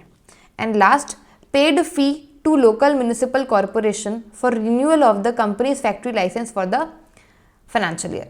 लोकल म्यूनिसिपल कॉर्पोरेशन को 4,800 का फीस पेमेंट किया, क्यों, उसका जो लाइसेंस था कंपनी की फैक्ट्री का उसको रिन्यू कराने के लिए। अब आपको बताना है जीएसटी पेबल कितना रहेगा बाय नूतन लिमिटेड अंडर आरसीएम। ओके, तो देखो कंप्यूटेशन कैसे करोगे, सबसे पहले तो जो 11,50,000 था उसका 9% निकालना सीजीएसटी और 9% एसजीएसटी, तो वो आ जाएगा, है ना। बाकी अच्छा साथ में रीजन देते जाना और देखना ये जो पॉइंट आपने लिखा, अब यहाँ पे नोट 1 करके आप नेक्स्ट पेज में फिर नोट 1 लिखोगे, उससे बेटर है ना कि आप ऐसे फॉर्मेट बनाओ और इधर ही क्या कर दो, ब्रैकेट में पूरा अपना रीजनिंग लिख दो। ठीक है, इजी पड़ेगा। ये पूरा आपने रीजनिंग लिख दिया कि 8,50,000 शेड्यूल 3 में आ जाएगा, लेकिन 194J वाले में तो आरसीएम आता है, ये सारी चीजें आपने लिख दी। उसके बाद अगर आप इंडियन रेलवे को प्रोवाइड करते हो तो tax on renting of immovable property services provided by Indian railway, वो क्या आरसीएम में पेबल होता है क्या, वो आरसीएम में पेबल नहीं होता है।